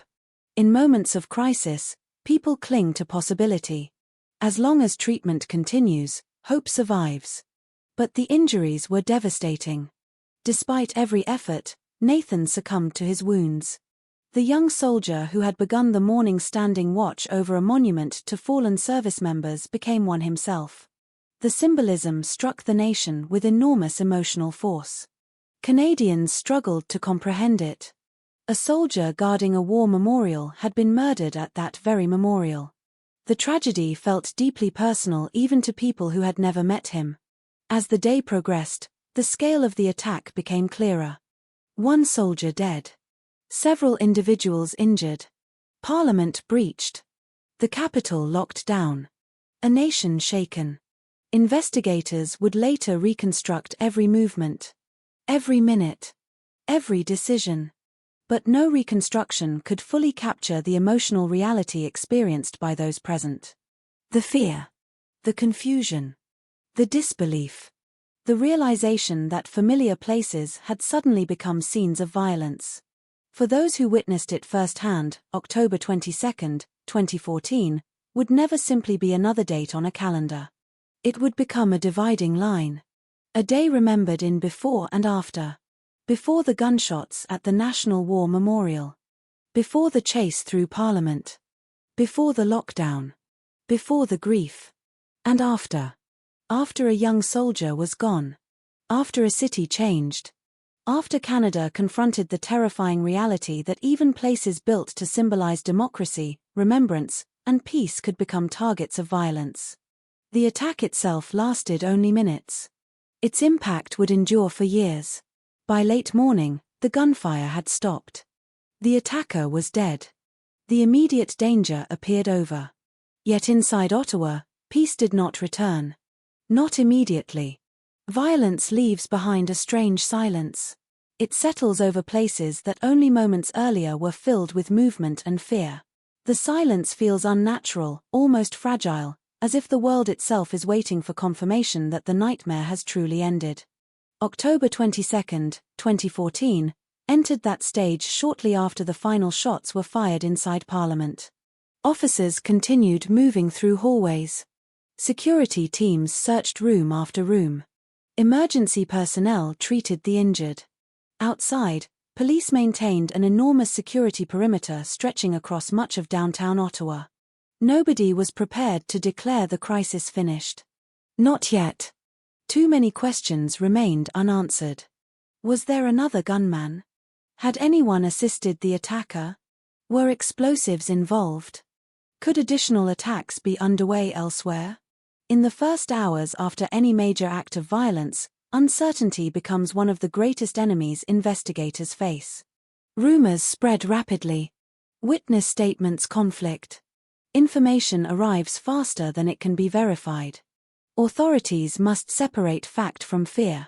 Inside center block, officers advanced carefully through corridors that only a short time earlier had become a battlefield. The Hall of Honor looked different now. The grandeur remained. The historic architecture remained. The stone walls remained. But the atmosphere had changed completely. Evidence markers would soon replace tourists. Investigators would replace lawmakers. The corridor had become a crime scene. Every inch mattered. Every object carried potential significance. A single shell casing could reveal part of the timeline. A footprint could confirm movement. A surveillance angle could answer critical questions. The work began immediately.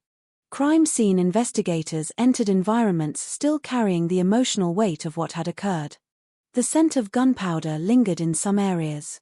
Scattered debris marked points of violent confrontation. Fragments of the attack remained frozen in place. The goal was simple. Preserve everything. Document everything. Miss nothing. The challenge was enormous. This was not a typical crime scene. It stretched across multiple locations. The National War Memorial.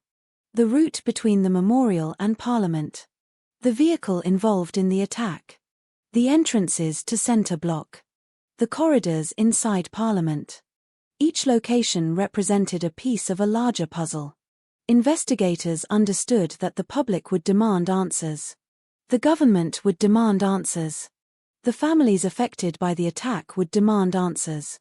Every decision made during the investigation would face scrutiny. At the National War Memorial, the scene carried particular emotional weight. Hours earlier, tourists had gathered there peacefully. Now the area was sealed off with police tape. Forensic teams moved methodically through the site. Photographs were taken from countless angles. Measurements were recorded. Physical evidence was catalogued. The process appeared clinical from a distance. But beneath the procedures lay a devastating reality. A young soldier had lost his life there. The contrast was impossible to ignore. The memorial existed to honor sacrifice. Now it had become the location of a fresh tragedy. Investigators focused on reconstructing the attack second by second. Where had the shooter approached from? How many shots had been fired? What route had he taken afterward? Every answer mattered. Nearby witnesses provided statements. Some spoke calmly. Others struggled through visible shock. Traumatic events affect memory in complicated ways. People remember certain details with astonishing clarity while forgetting others entirely. A face. A sound. A direction of movement. The color of a jacket. The timing of events often becomes distorted. Investigators knew this. Their task involved comparing multiple accounts until patterns emerged. Several witnesses described confusion before recognition. Many initially failed to understand what they were hearing. Gunfire was not something most people expected to encounter in downtown Ottawa. By the time they realized what was happening, events had already accelerated beyond comprehension. Those interviews continued for hours. Then days. Then weeks. Every recollection contributed another fragment to the larger picture. Meanwhile, another investigative effort was unfolding inside Parliament. Security footage became a crucial focus. Modern government buildings contain extensive surveillance systems. Cameras capture entrances, hallways, stairwells, and public areas. For investigators, these recordings represented an objective witness. Unlike human memory, cameras do not panic. They do not become confused. They simply record. Reviewing the footage required patience. Hour after hour of video was analyzed. Movements were tracked. Timelines were established. Investigators followed the attacker's path through the building. The recordings revealed how quickly events had unfolded. What seemed prolonged to many participants had actually occurred within minutes. The speed was startling. One moment Parliament functioned normally. The next, it was the center of a national emergency. Security personnel who engaged the attacker were interviewed extensively. Their accounts helped establish critical details. Where had the first confrontation occurred? How had the attacker moved through the building? Which actions slowed his progress? Which decisions prevented further casualties? These questions mattered not only for understanding the attack but for evaluating future security procedures. Many individuals involved in the response had acted under extraordinary pressure. Split-second decisions often determine outcomes during active shooter situations. Analyzing those decisions became an important part of the investigation. Outside the crime scenes, another process was beginning: the identification and examination of the attacker. By midday, authorities knew his name. Michael Zehaf-Bibeau, 32 years old. Canadian citizen. A man whose life history would soon become the focus of intense scrutiny. Investigators moved quickly to secure locations connected to him. Residences. Temporary accommodations. Personal belongings. Digital devices. Any source of information capable of revealing motive or preparation. In terrorism-related investigations, understanding intent is essential. Authorities needed to determine whether the attack had been coordinated, whether outside organizations were involved, whether additional threats remained. The stakes were extraordinarily high. Across Canada, citizens watched news coverage searching for answers. Who was this man? Why had he done it? Was the country facing a larger danger? The uncertainty created anxiety far beyond Ottawa. The attack had not occurred in an isolated community. It had struck the national capital. Its symbolism amplified every question. As investigators examined Zehaf-Bibeau's background, they encountered a complicated portrait. His history included criminal offenses, drug-related issues, periods of instability, reports of personal struggles. No single detail provided a complete explanation. Instead, a fragmented picture began emerging. One marked by volatility and decline. Friends, acquaintances, and family members gradually entered the investigation's orbit. Some had not seen him recently. Others described dramatic changes over time. Many struggled to reconcile the man they remembered with the individual responsible for the attack. This phenomenon appears repeatedly in major criminal investigations. People search their memories for warning signs. Moments that seemed insignificant at the time suddenly acquire new meaning. Conversations become clues. Behavior becomes evidence. The past is re-examined through the lens of tragedy. Often, certainty proves elusive. The same pattern emerged here. Investigators gathered statements from everyone willing to speak. Every perspective offered another piece of the puzzle. Yet while authorities searched for answers about the attacker, another discovery was unfolding in public consciousness. The realization that Parliament itself had been vulnerable. For decades, many Canadians viewed the institution as secure, protected, distant from the kinds of attacks associated with other countries. October 22 shattered that assumption. The attacker had managed to move from the National War Memorial directly into Centre Block. That fact alone triggered difficult questions. How had security systems responded? Could the attack have been prevented? Were existing measures sufficient? The answers would become subjects of intense discussion. Government officials understood immediately that public confidence had been shaken. The symbolism of the breach mattered almost as much as the attack itself. Parliament represented democracy. An attack there felt personal to many Canadians. Even those far removed from politics experienced a sense of violation. The idea that violence could enter such a space challenged long-held assumptions about safety. As daylight faded, Ottawa remained under extraordinary security measures. Roadblocks continued. Police patrols intensified. Officers maintained visible positions throughout key areas. The city looked different. Familiar streets now carried an atmosphere of caution. Residents moved through the evening with lingering unease. Conversations returned repeatedly to the same questions. How could this happen? Could it happen again? What had investigators discovered? The emotional impact extended beyond physical locations. Families of those present inside Parliament spent hours enduring uncertainty. Many had watched breaking news coverage without knowing whether loved ones were safe. Some received reassuring messages quickly. Others waited. Those hours felt endless. Fear often expands to fill informational gaps. Until direct confirmation arrives, imagination supplies worst-case scenarios. For many families, the end of the crisis brought relief mixed with emotional exhaustion. The threat had ended. But the memory remained. For Nathan Cirillo's family, however, there would be no relief. Only grief. As investigators documented evidence and reconstructed timelines, another reality unfolded quietly behind closed doors. A family confronted loss. The transition from hope to certainty. The unbearable moment when tragedy becomes real. No amount of investigative progress could change that outcome. No discovery could reverse what had happened. The attack would eventually generate reports, analyses, and policy changes. Yet at its center remained a human absence. A chair left empty. A future interrupted. A life taken. In the following days, investigators uncovered additional pieces of the attacker's final preparations. Personal communications. Behavior leading up to the attack. Evidence suggesting ideological motivations.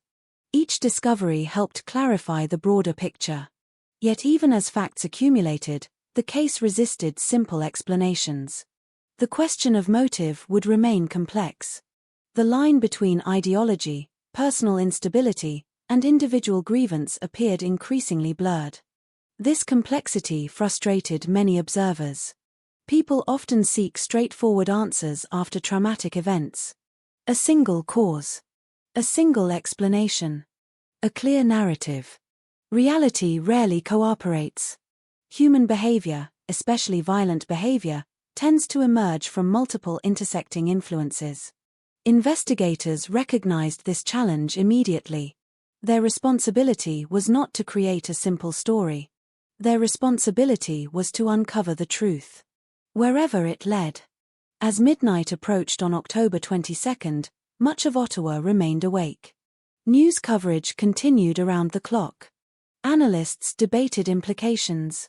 Journalists pursued new information. Police worked through mountains of evidence. The city that had awakened to an ordinary autumn morning now existed in an entirely different reality. The attack was over. But the investigation had only begun. Somewhere within surveillance footage, witness statements, forensic evidence, personal histories, and digital records lay the complete story of what had happened. Investigators would spend months assembling it. Following leads. Testing theories. Examining every detail. Because before justice, before reform, before understanding, there is always discovery. And discovery requires patience. Especially when the truth hides behind chaos, fear, and the violent actions of a single morning that changed Canada forever. The first 24 hours after the attack were consumed by urgency. The next weeks were consumed by questions. By the morning after the shooting, investigators had already secured crime scenes, collected physical evidence, interviewed witnesses, and begun examining the life of the man responsible. Yet despite the speed of those efforts, a deeper mystery remained unresolved. Why? Why had Michael Zehaf-Bibeau chosen that day? Why the National War Memorial? Why Nathan Cirillo? Why Parliament? And perhaps most importantly, had anyone known what was coming? Those questions drove every stage of the investigation. Inside secure offices across Ottawa, teams of investigators worked around the clock. Evidence boards filled with photographs, timelines, surveillance stills, maps, and personal records. Specialists from multiple agencies coordinated information. Every detail, no matter how small, was examined for significance. At first glance, the attack seemed straightforward. A lone gunman had approached the National War Memorial, murdered a soldier, then entered Parliament before being stopped by security personnel. The timeline itself was clear. The motive was not. In the aftermath of terrorism-related attacks, authorities face immense pressure to provide explanations. The public wants answers. Political leaders want reassurance. Families want understanding.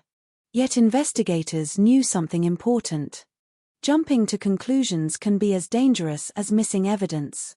Every assumption had to be tested. Every theory had to be challenged. Every lead had to be pursued. The first major task involved reconstructing Michael Zehaf-Bibeau's final weeks. Where had he been?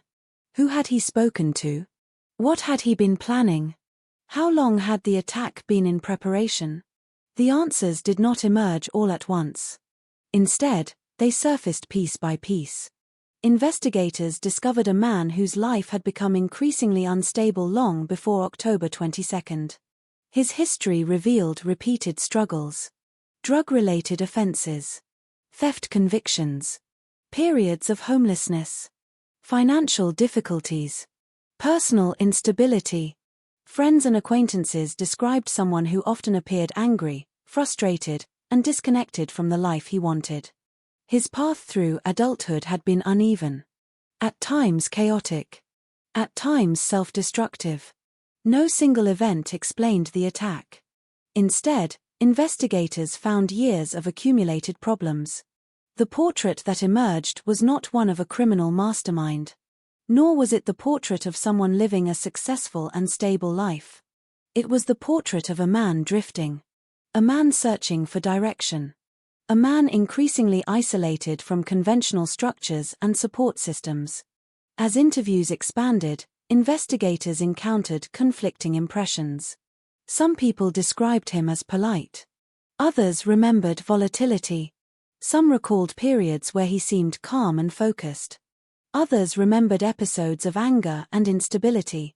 The contradictions created challenges. Human beings are complicated.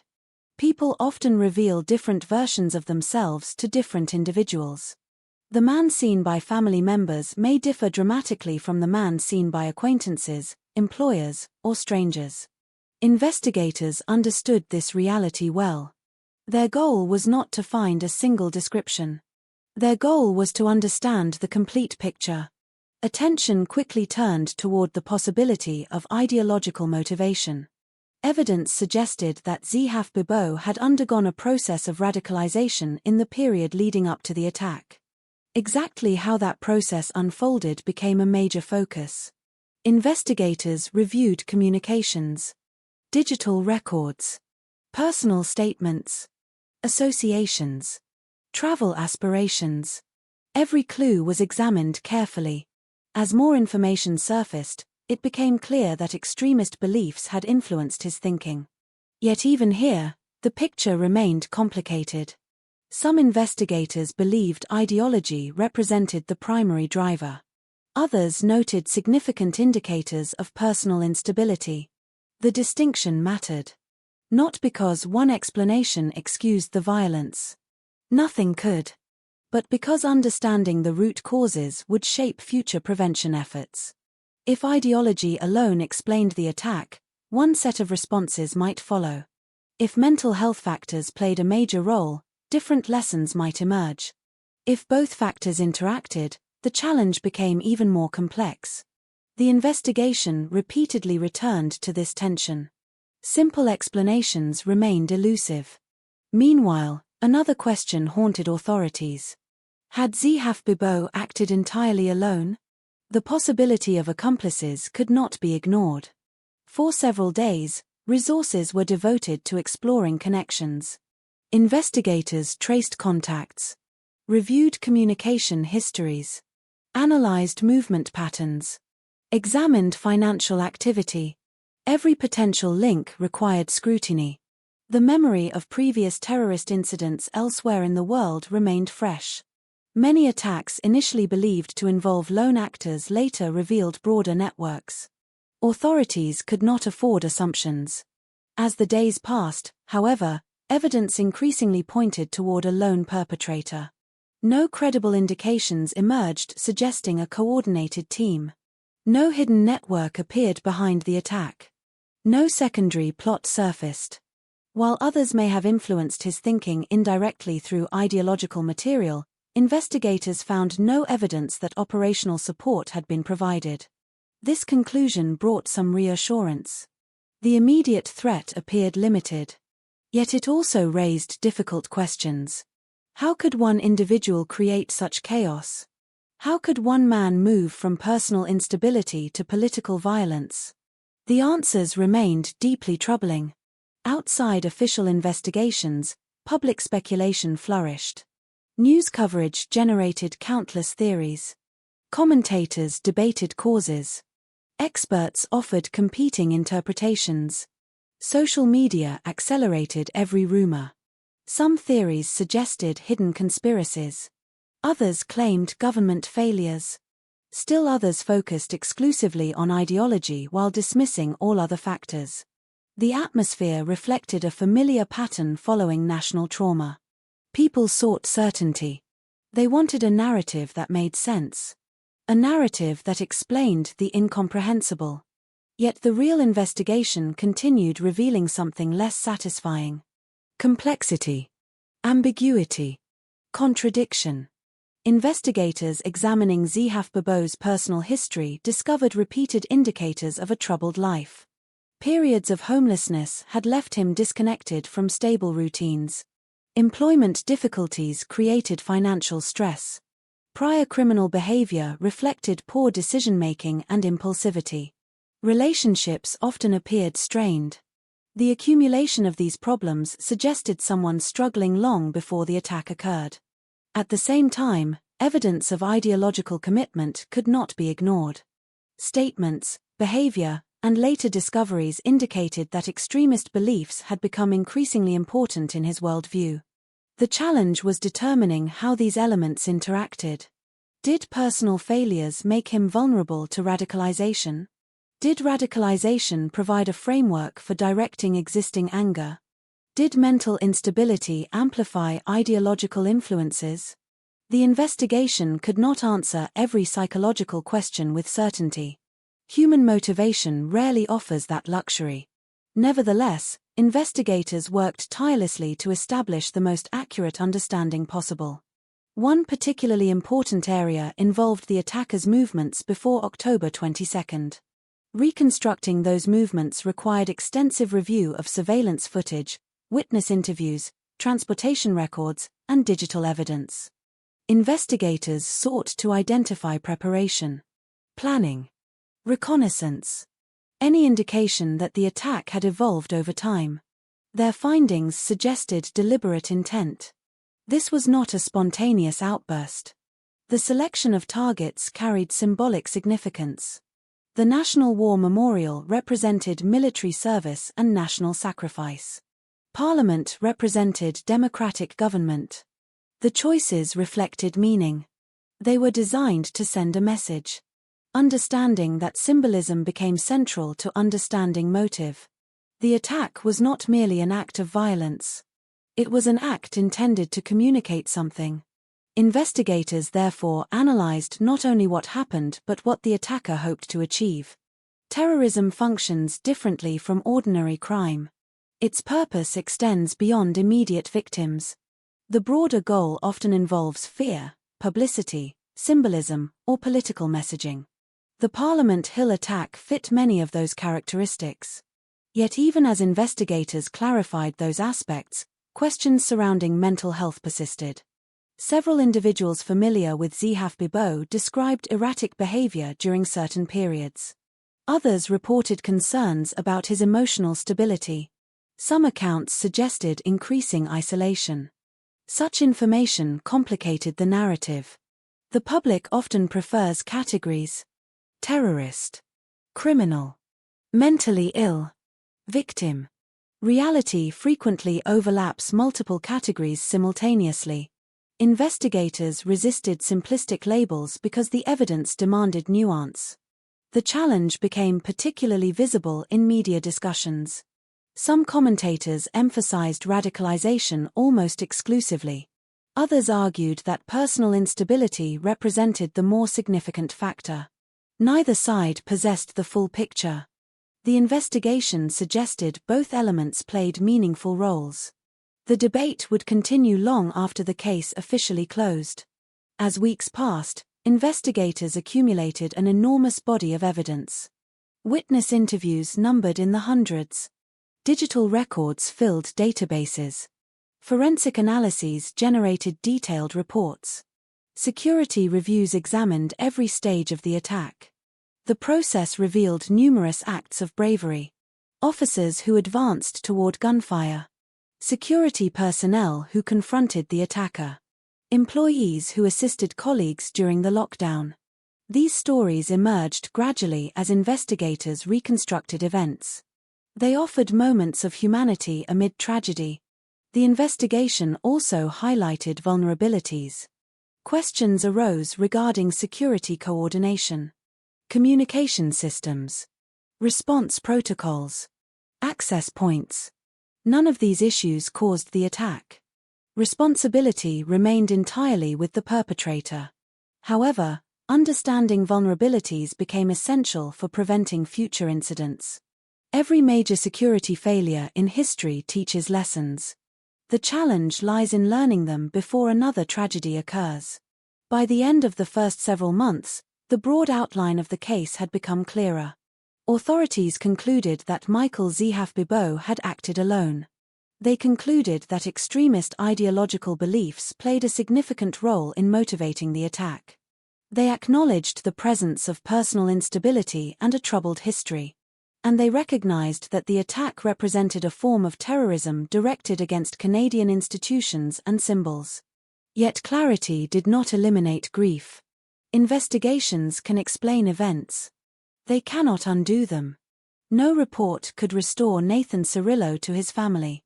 No conclusion could erase the trauma experienced by witnesses. No analysis could remove the memory of gunfire echoing through Parliament. The investigation had succeeded in uncovering facts. But facts alone rarely heal wounds. Still, one critical question remained partially unanswered. Among the thousands of documents, interviews, and forensic findings, investigators continued searching for the clearest window into the attacker's state of mind during his final days. They believed such evidence existed.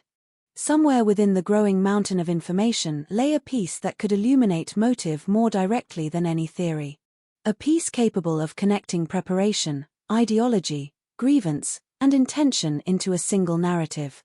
They simply had not found it yet. But that would soon change. And when it did, the investigation would reach its most significant turning point. Every major investigation eventually reaches a point where scattered fragments begin forming a coherent picture. 4 weeks after the Parliament Hill attack, investigators had been collecting those fragments. Witness statements, surveillance footage, forensic evidence, personal histories, digital records. Thousands of details existed, but details alone do not create understanding. The challenge facing investigators was not a lack of information. It was determining how all that information connected. Somewhere inside the growing mountain of evidence lay the clearest explanation for what had happened on October 22, 2014. The attack itself was no longer a mystery. The sequence of events had been reconstructed with remarkable precision. Authorities knew where Michael Zehaf-Bibeau had traveled. They knew when he arrived at the National War Memorial. They knew how he moved toward Parliament. They knew how the confrontation unfolded inside Centre Block. The timeline was established. The deeper question remained motive. Investigators had already identified indicators of radicalization. They had already documented a troubled personal history. They had already concluded that he acted alone. Yet they still sought something more direct. Something capable of revealing not merely what he had done but why he believed he needed to do it. That breakthrough arrived through evidence left behind by the attacker himself. In many criminal investigations, perpetrators unintentionally leave clues. Fingerprints, messages, financial records, digital traces. Sometimes those clues reveal practical details. Sometimes they reveal psychology. The most significant discovery in this investigation belonged to the second category. Authorities uncovered a video recorded by Michael Zehaf-Bibeau before the attack. The existence of the recording immediately transformed the investigation. Suddenly, investigators possessed something extraordinarily valuable. Not speculation. Not second-hand accounts. Not interpretations offered by acquaintances. They possessed the attacker's own words. His own explanation. His own attempt to justify what he was about to do. The discovery represented a turning point because it offered direct insight into his mindset during the final stage of preparation. For weeks, experts had debated competing theories. Some emphasized criminality. Some emphasized mental instability. Others emphasized ideology. The video did not eliminate every question. But it clarified one critical issue. The attack was not random. The attack was not impulsive. The attack carried political and ideological intent. Investigators reviewed the recording repeatedly. Every statement mattered. Every phrase was analyzed. The objective was not to amplify the message but to understand it. Within counterterrorism investigations, understanding motivation is essential. Authorities must learn how beliefs evolve into violence. How grievances become action. How ideology transforms into bloodshed. The video became one of the most important pieces of evidence in the entire case. As experts studied the recording, a clearer picture emerged. Zehaf-Bibeau framed his actions through political and religious language. He portrayed himself as responding to perceived injustices. He attempted to place his personal violence within a broader ideological narrative. This finding aligned with evidence already gathered during the investigation. The various pieces began reinforcing one another.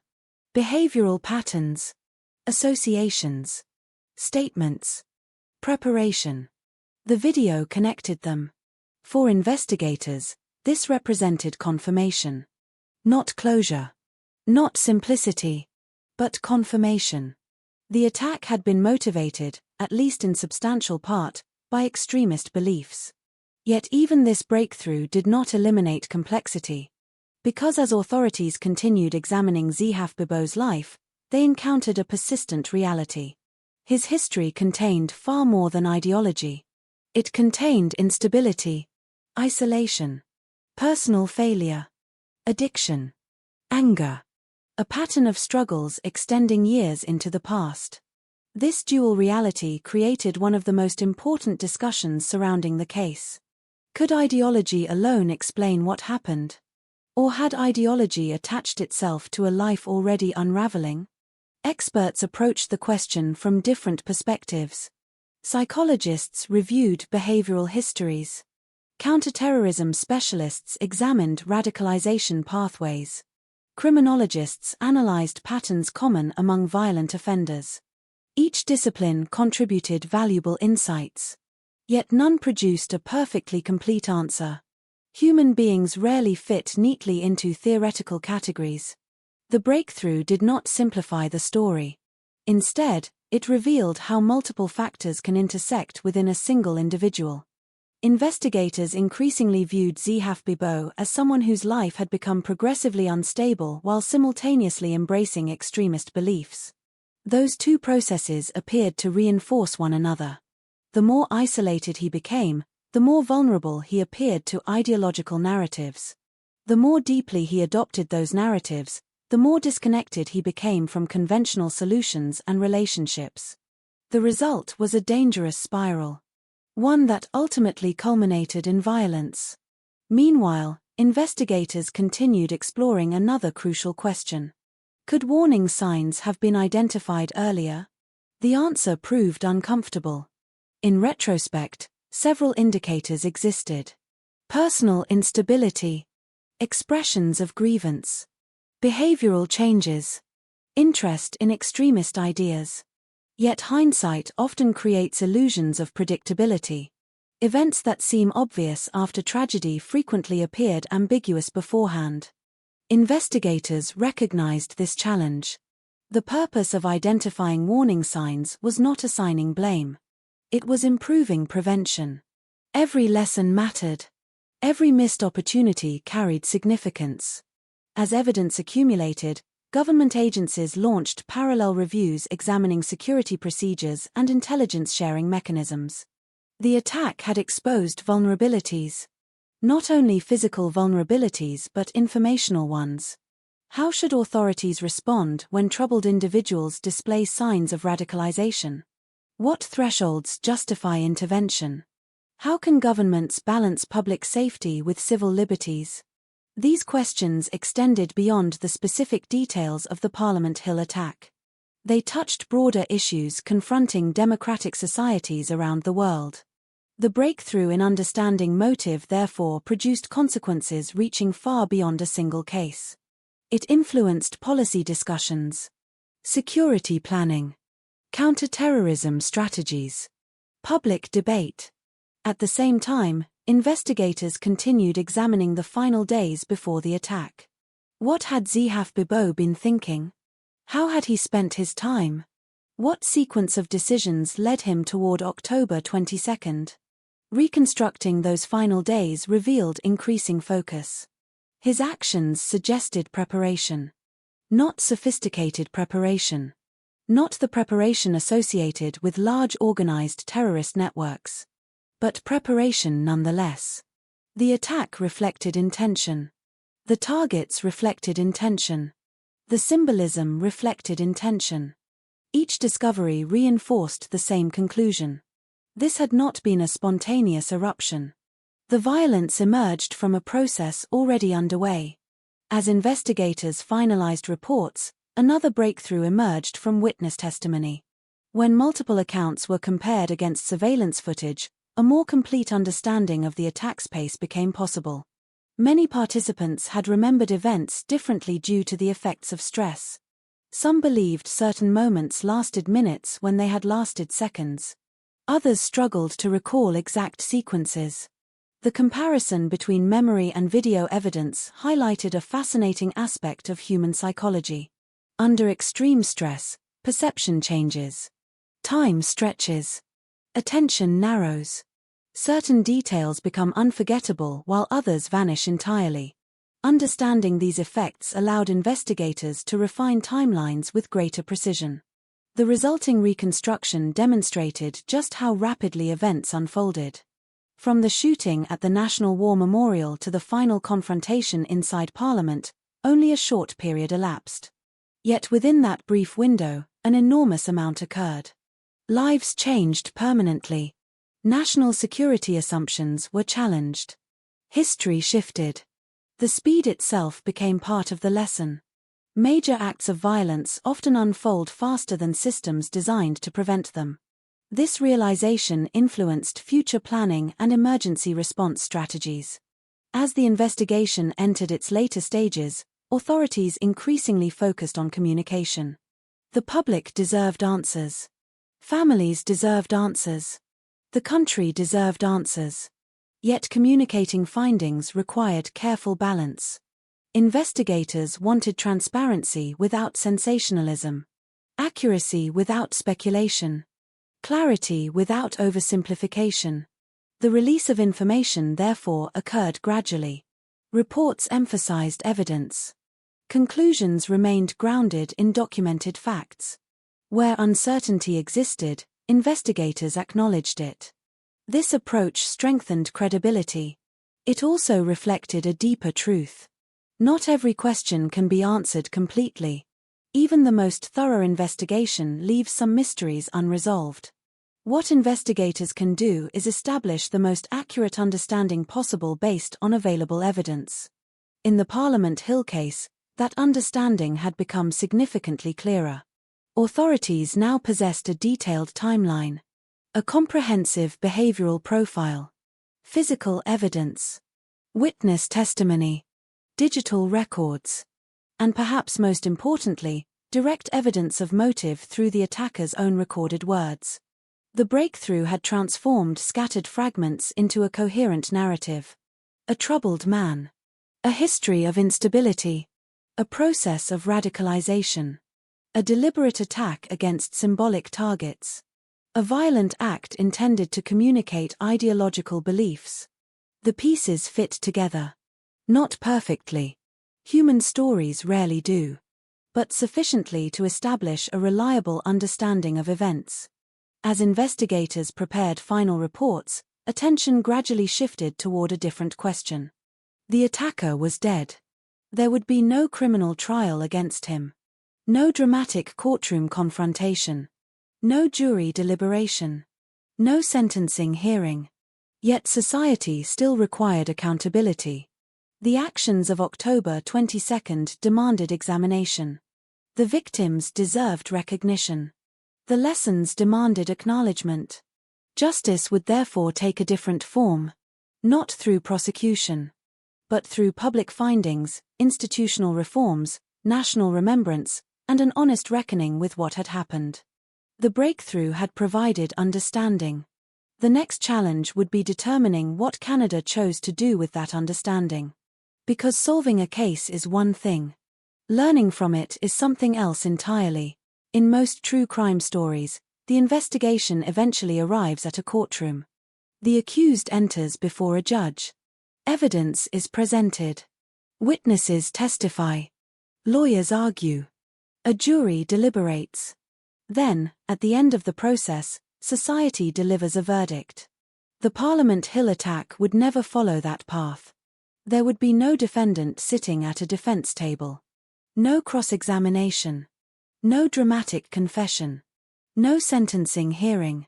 The man responsible for the attack died inside Parliament on the same day the violence occurred.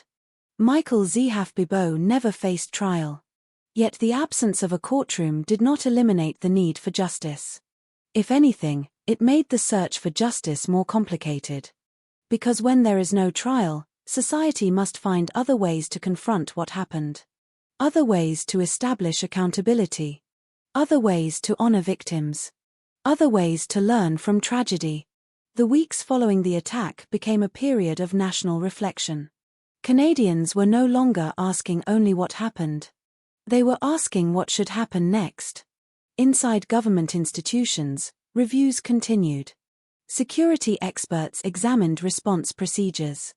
Investigators finalized findings. Policy makers debated reforms. The work resembled a courtroom process in one important respect. Evidence still mattered. Facts still mattered. Truth still mattered. The difference was that the audience now included an entire nation.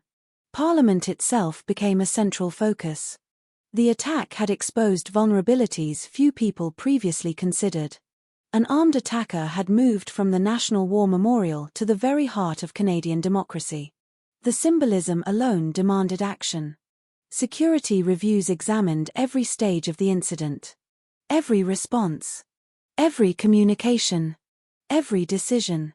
The goal was not to assign blame to those who confronted the crisis. Many of those individuals had acted heroically under extraordinary circumstances. The goal was prevention. How could future attacks be stopped? How could response times improve? How could security be strengthened without fundamentally changing the character of democratic institutions? Those questions proved difficult. Democracies face a unique challenge. Government buildings must remain accessible enough to represent the people. Yet they must also remain secure enough to protect those working inside them. Finding balance is never easy. The Parliament Hill attack forced Canada to re-examine that balance. Over time, changes were implemented. Security coordination improved. Protective measures increased. New procedures were adopted. Some changes became visible to visitors. Others remained behind the scenes. Together, they represented one form of justice. Not punishment. Protection. An effort to reduce the likelihood of future tragedy. Meanwhile, another process unfolded beyond government offices. The process of remembrance. Across Canada, memorial ceremonies honored Nathan Cirillo. Flags were lowered. Moments of silence were observed. Crowds gathered. Flowers accumulated near the National War Memorial. People who had never met him felt compelled to pay their respects. The response revealed something profound about collective grief. Certain tragedies transcend personal connections. The victim becomes a symbol not because his individuality disappears but because his story resonates with shared values. Nathan represented service, duty, family, sacrifice. The circumstances of his death intensified those associations. A soldier standing watch at a war memorial had become the victim of violence at the very place dedicated to honoring sacrifice. The symbolism struck deeply. Images from the days following the attack captured scenes of mourning across the country. People stood quietly holding flags. Veterans saluted. Families placed flowers. Strangers embraced. The grief belonged not only to those who knew Nathan personally. It belonged to a nation attempting to process loss. For Nathan's family, however, public mourning existed alongside private pain. National recognition could never replace a son, a brother, a father. The ceremonies mattered. The tributes mattered. But grief often unfolds far away from cameras. In living rooms. At dinner tables. During ordinary moments when absence suddenly becomes impossible to ignore. A photograph. A birthday. A holiday gathering. A child's question. Those are often the moments where loss feels most real. While Canada honored Nathan, another conversation continued regarding Michael Zehaf-Bibeau. Specifically, how should he be remembered? The question surfaced frequently after acts of terrorism. Some argued that attention should focus exclusively on victims. Others insisted understanding perpetrators remained essential for prevention. Both perspectives carried merit. Ignoring attackers entirely risks missing important lessons. Obsessing over them risks granting them the attention they sought. Investigators and journalists therefore faced a delicate responsibility. Explain without glorifying. Analyze without excusing. Understand without celebrating. The distinction mattered enormously. The purpose of examining Zehaf-Bibeau's life was never to justify his actions. No explanation could justify murder. No grievance could justify terrorism. Understanding serves a different purpose. Prevention. Awareness. Learning. The lessons emerging from the investigation reached beyond one individual. Experts studying radicalization pointed toward broader concerns. How do isolated individuals become attracted to extremist ideologies? What warning signs deserve attention? How can communities intervene before violence occurs? There were no easy answers. Yet the Parliament Hill attack transformed those questions from academic discussions into urgent public concerns. Mental health professionals contributed another perspective. Many pointed to the complexity of the attacker's personal history. Instability. Substance abuse. Social isolation. Psychological distress. These factors appeared throughout his life. The discussion highlighted an uncomfortable reality. Human behavior rarely emerges from a single cause. Violence often develops where multiple problems intersect. The challenge for society lies in recognizing those intersections before tragedy occurs.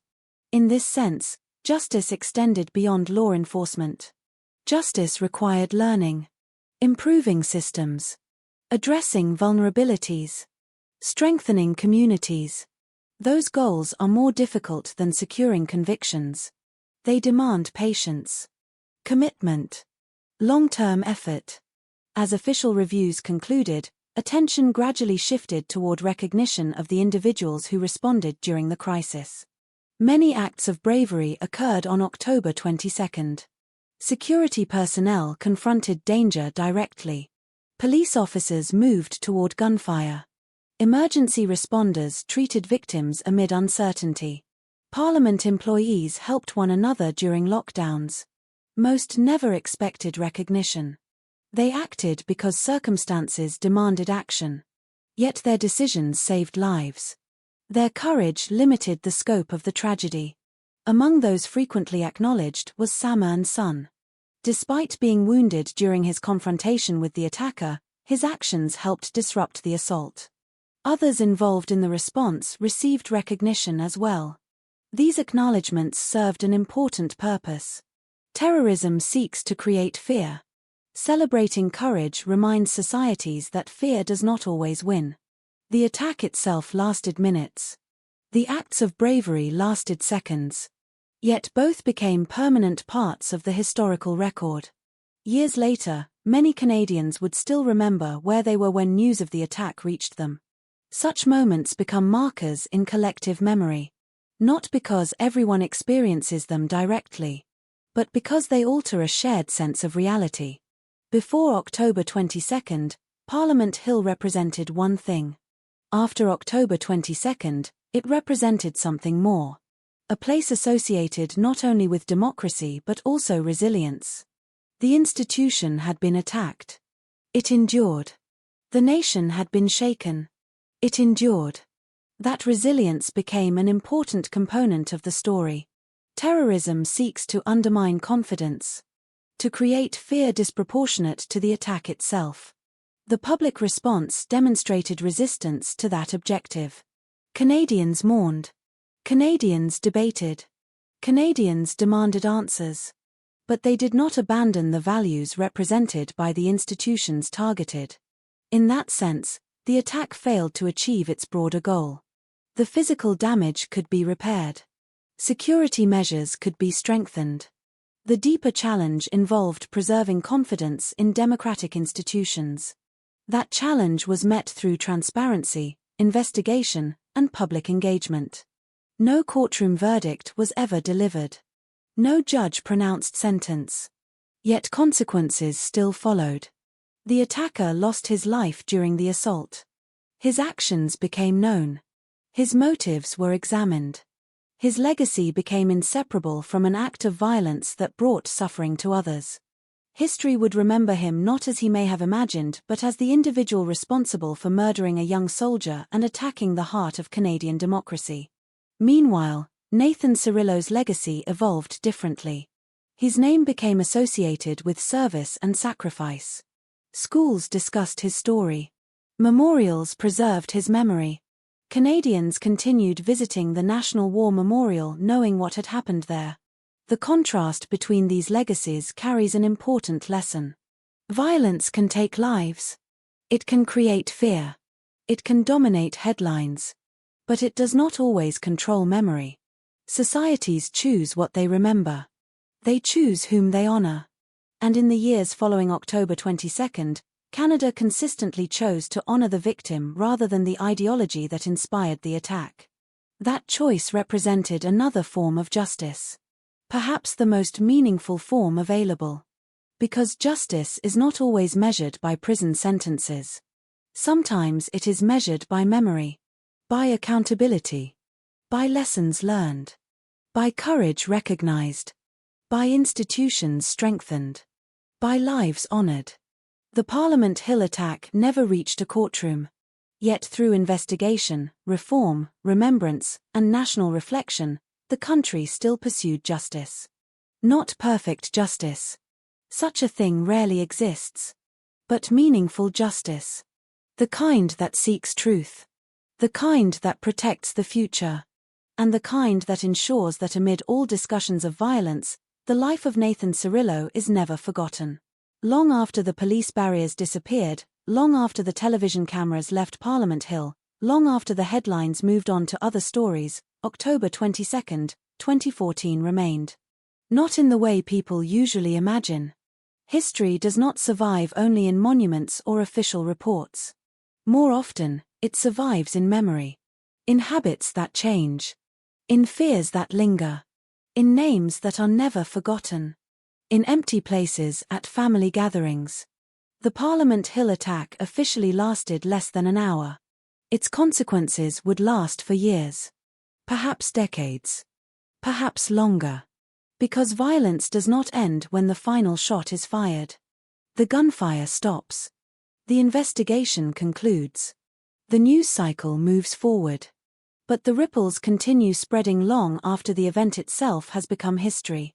For many Canadians, October 22nd became one of those moments permanently attached to memory. The kind of day people remember in fragments.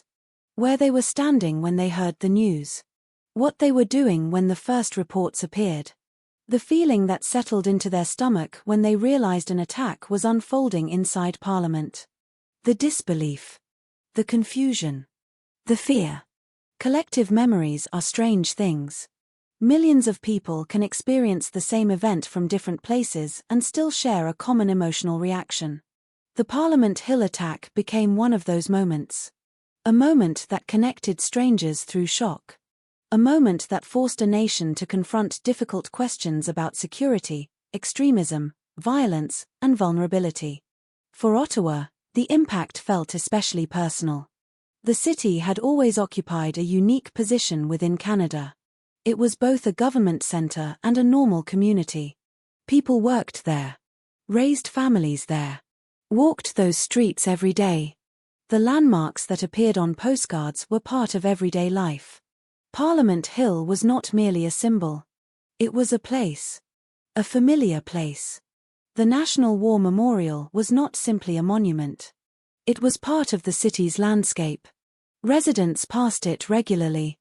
Tourists photographed it. Families visited it. October 22nd changed the emotional meaning of those locations forever. Not by erasing what they represented before, but by adding something new. A memory layered permanently onto the existing history. Visitors who approached the memorial afterward often found themselves thinking not only about the soldiers commemorated there but also about Nathan Cirillo. The past and present had become linked. One sacrifice connected to another. One generation's losses connected to a tragedy witnessed in real time. That connection carried enormous emotional weight. In the months following the attack, flowers continued appearing at the memorial. Letters appeared. Flags appeared. Personal messages appeared. Many came from people who had never met Nathan. Some came from military families. Others came from ordinary citizens who simply felt compelled to express something. Gratitude. Sadness. Respect. Solidarity. The messages differed, but the impulse remained consistent. People wanted to remember. Because remembering feels like resistance against loss. If a life mattered, then memory becomes a responsibility. For Nathan Cirillo's family, however, remembrance existed on a much more intimate level. National tributes eventually conclude. Public ceremonies eventually end. But family grief follows a different timeline. A much longer timeline. A much quieter one. The hardest moments often arrive after everyone else has returned to normal. When support begins fading. When attention shifts elsewhere. When ordinary life resumes for the rest of the world. That is when absence often becomes most visible. A birthday arrives. A holiday approaches. A family photograph is taken. A milestone occurs. And suddenly the missing person feels present precisely because they are missing. The chair remains empty. The voice remains silent. The future that once seemed certain remains unfinished. For Nathan's son, the loss carried another dimension. Children experience grief differently than adults. Understanding evolves over time. Questions emerge gradually. The full meaning of loss often unfolds across years rather than days. A child who loses a parent does not grieve once. The child grieves repeatedly. At different ages. At different stages of life. Each new understanding creates a new form of loss. The father who cannot attend a graduation. The father who cannot offer advice. The father who exists in photographs and stories rather than in person. Those realities extend far beyond the date of the attack itself. They become part of a lifetime. And perhaps that is one of the most important truths in any true crime story. Victims do not disappear when news coverage ends. Their absence continues shaping lives. Years continue passing around the space they once occupied. Meanwhile, Canada continued wrestling with the broader questions raised by the attack. Questions that still emerge whenever acts of ideological violence occur. How does radicalization happen? How can warning signs be recognized? What role should governments play in prevention? Where is the balance between security and freedom? No investigation can answer such questions completely. No country has solved them perfectly. Yet the Parliament Hill attack forced those conversations into the national spotlight. Experts debated pathways to extremism. Researchers studied patterns of radicalization. Policy makers considered reforms. Communities examined how isolation, grievance, and ideological influence can interact. These discussions sometimes became controversial. Different people reached different conclusions. That was inevitable. Complex problems rarely produce unanimous answers. Yet the conversation itself mattered. Because societies learn not only from their successes but also from their tragedies. Every lesson extracted from violence represents an opportunity to prevent future harm. Another significant discussion centered around mental health. The attacker's life contained numerous indicators of personal instability. Those indicators could not be ignored. At the same time, investigators concluded that ideological beliefs played a substantial role in motivating the attack. The coexistence of those realities challenged simplistic explanations. Many people prefer clear categories.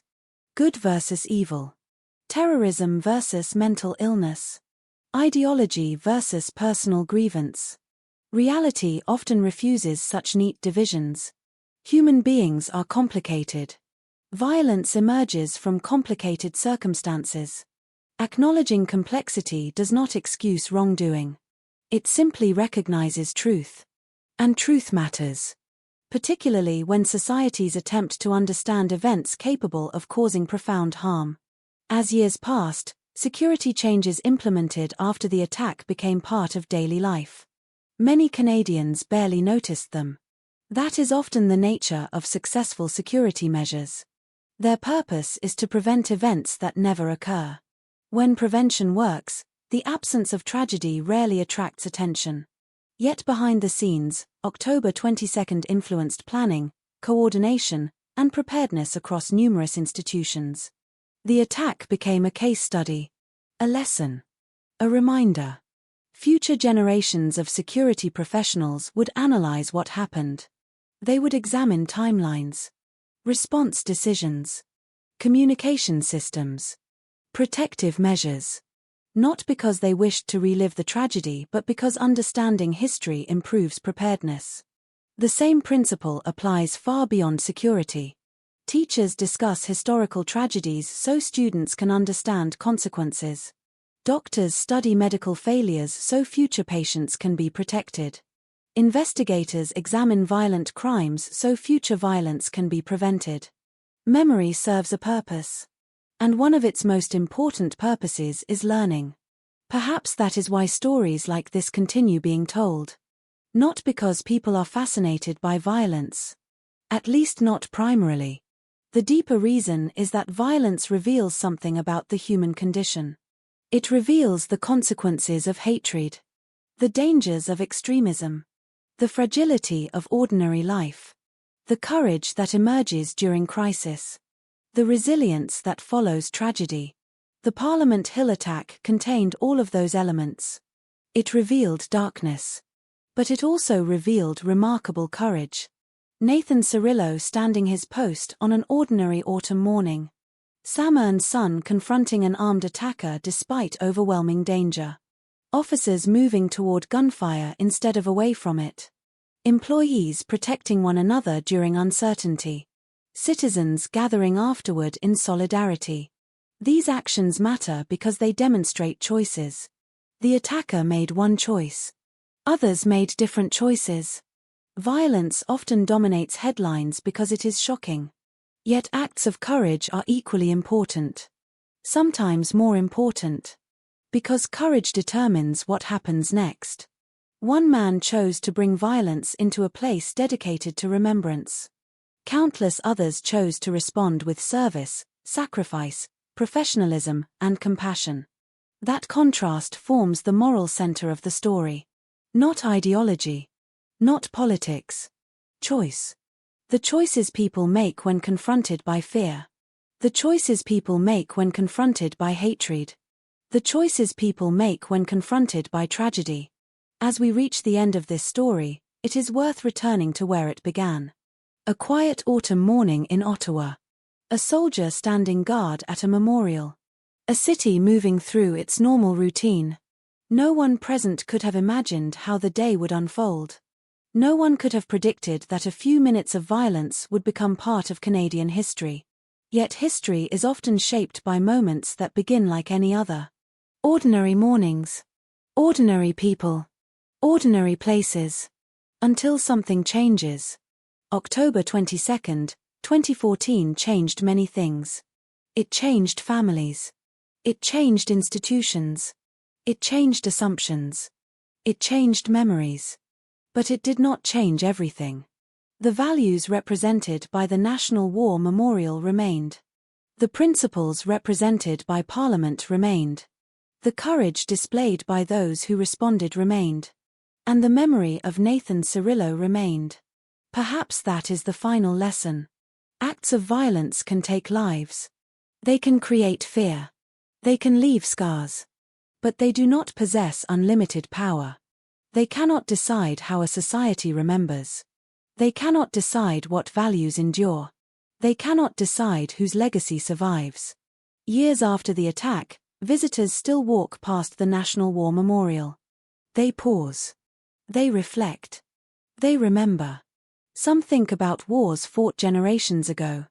Some think about the young reservist who never returned home from his ceremonial duty. Some think about both. And as long as those memories continue, the story remains larger than the violence itself. Because in the end, the Parliament Hill attack is not only a story about terrorism. It is a story about loss. About resilience. About duty. About remembrance. And about a young father and soldier named Nathan Cirillo, whose final morning became part of a nation's history, but whose life meant far more than the way it ended. Time moves forward in ways tragedy cannot stop. It does not erase what happened. It does not soften the facts.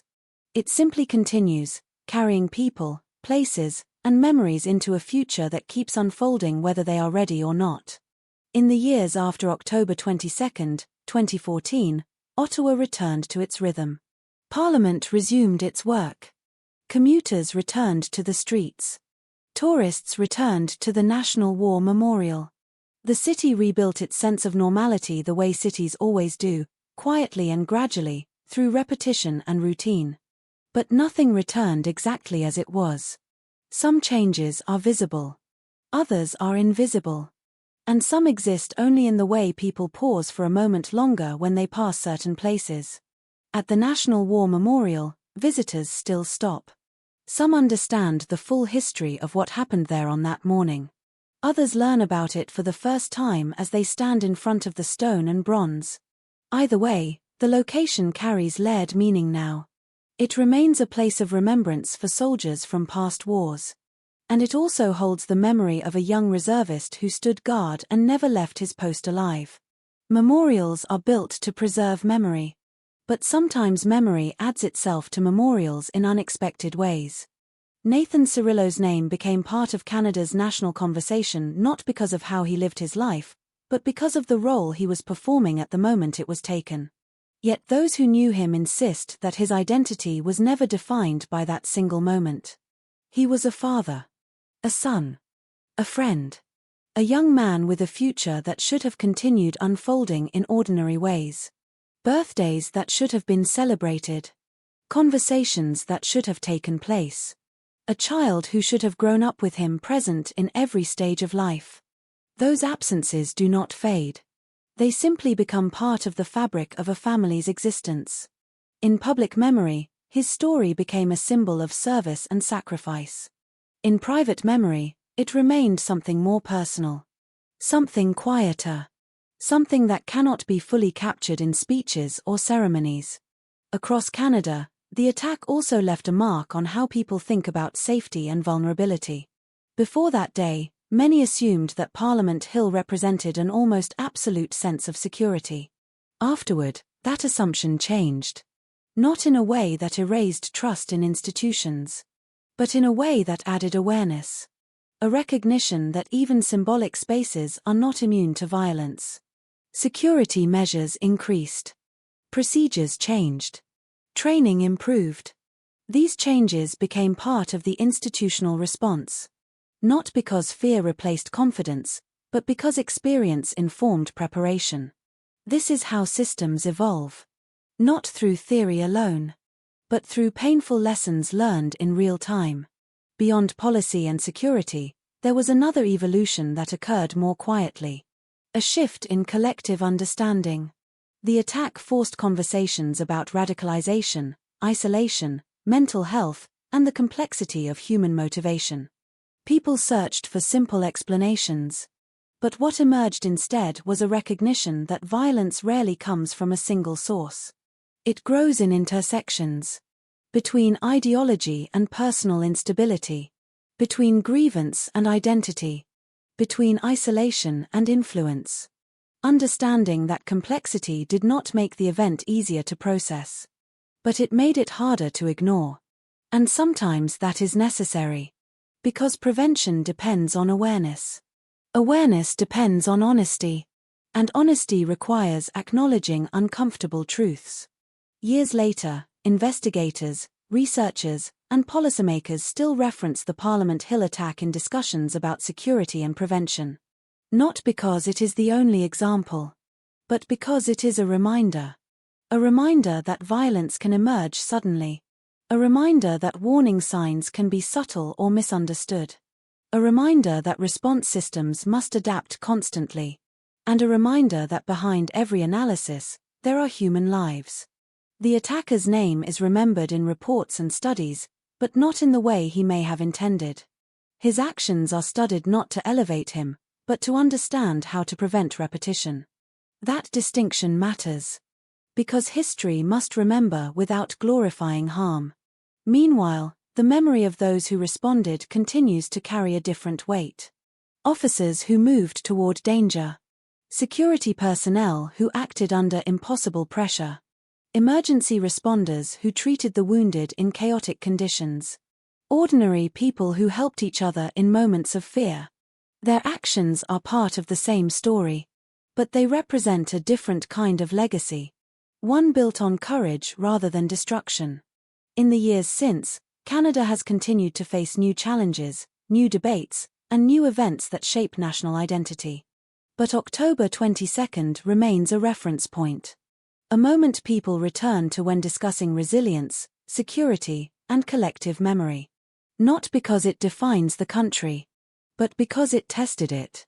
And what matters in tests is not only what breaks. It is what holds. Parliament continued to function. The institutions remained intact. The public response remained rooted in grief, reflection, and solidarity rather than fragmentation. That outcome is not accidental. It reflects choices made by individuals and communities in the aftermath of crisis. Choices to mourn without surrendering fear. Choices to strengthen systems without abandoning openness. Choices to remember without allowing tragedy to define identity. And perhaps most importantly, choices to continue forward. Time has now placed distance between the event and the present. That distance does not diminish its importance. It allows perspective. From that perspective, the Parliament Hill attack is understood not only as an act of violence, but as a moment that revealed both vulnerability and strength. It showed how quickly ordinary life can be disrupted. But also how quickly people can respond with courage and solidarity. It exposed the fragility of systems. But also their capacity to adapt. It caused profound loss. But also created lasting remembrance. At the center of all of it remains a young man standing his post on an autumn morning. Nathan Cirillo did not know he would become part of national memory. He did not know his name would be spoken in ceremonies and classrooms. He did not know his final moments would be analyzed, discussed, and remembered far beyond the place where they occurred. He was simply doing his duty. And in that simplicity lies the reason his story endured. Because it reflects something deeply human. A commitment to responsibility. A willingness to serve. A life that mattered not because of how it ended, but because it was lived with purpose. In the end, true crime stories often focus on violence. But they are remembered for something else. They are remembered for the lives interrupted.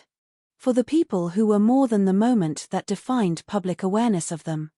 For the reality that behind every headline is a human being whose absence continues long after the story ends. Ottawa continues to move forward. So does Canada. So does memory. And as long as people continue to remember both the tragedy and the humanity within it, the story of October 22, 2014 will remain not just a record of what happened, but a reflection of what it means to endure it.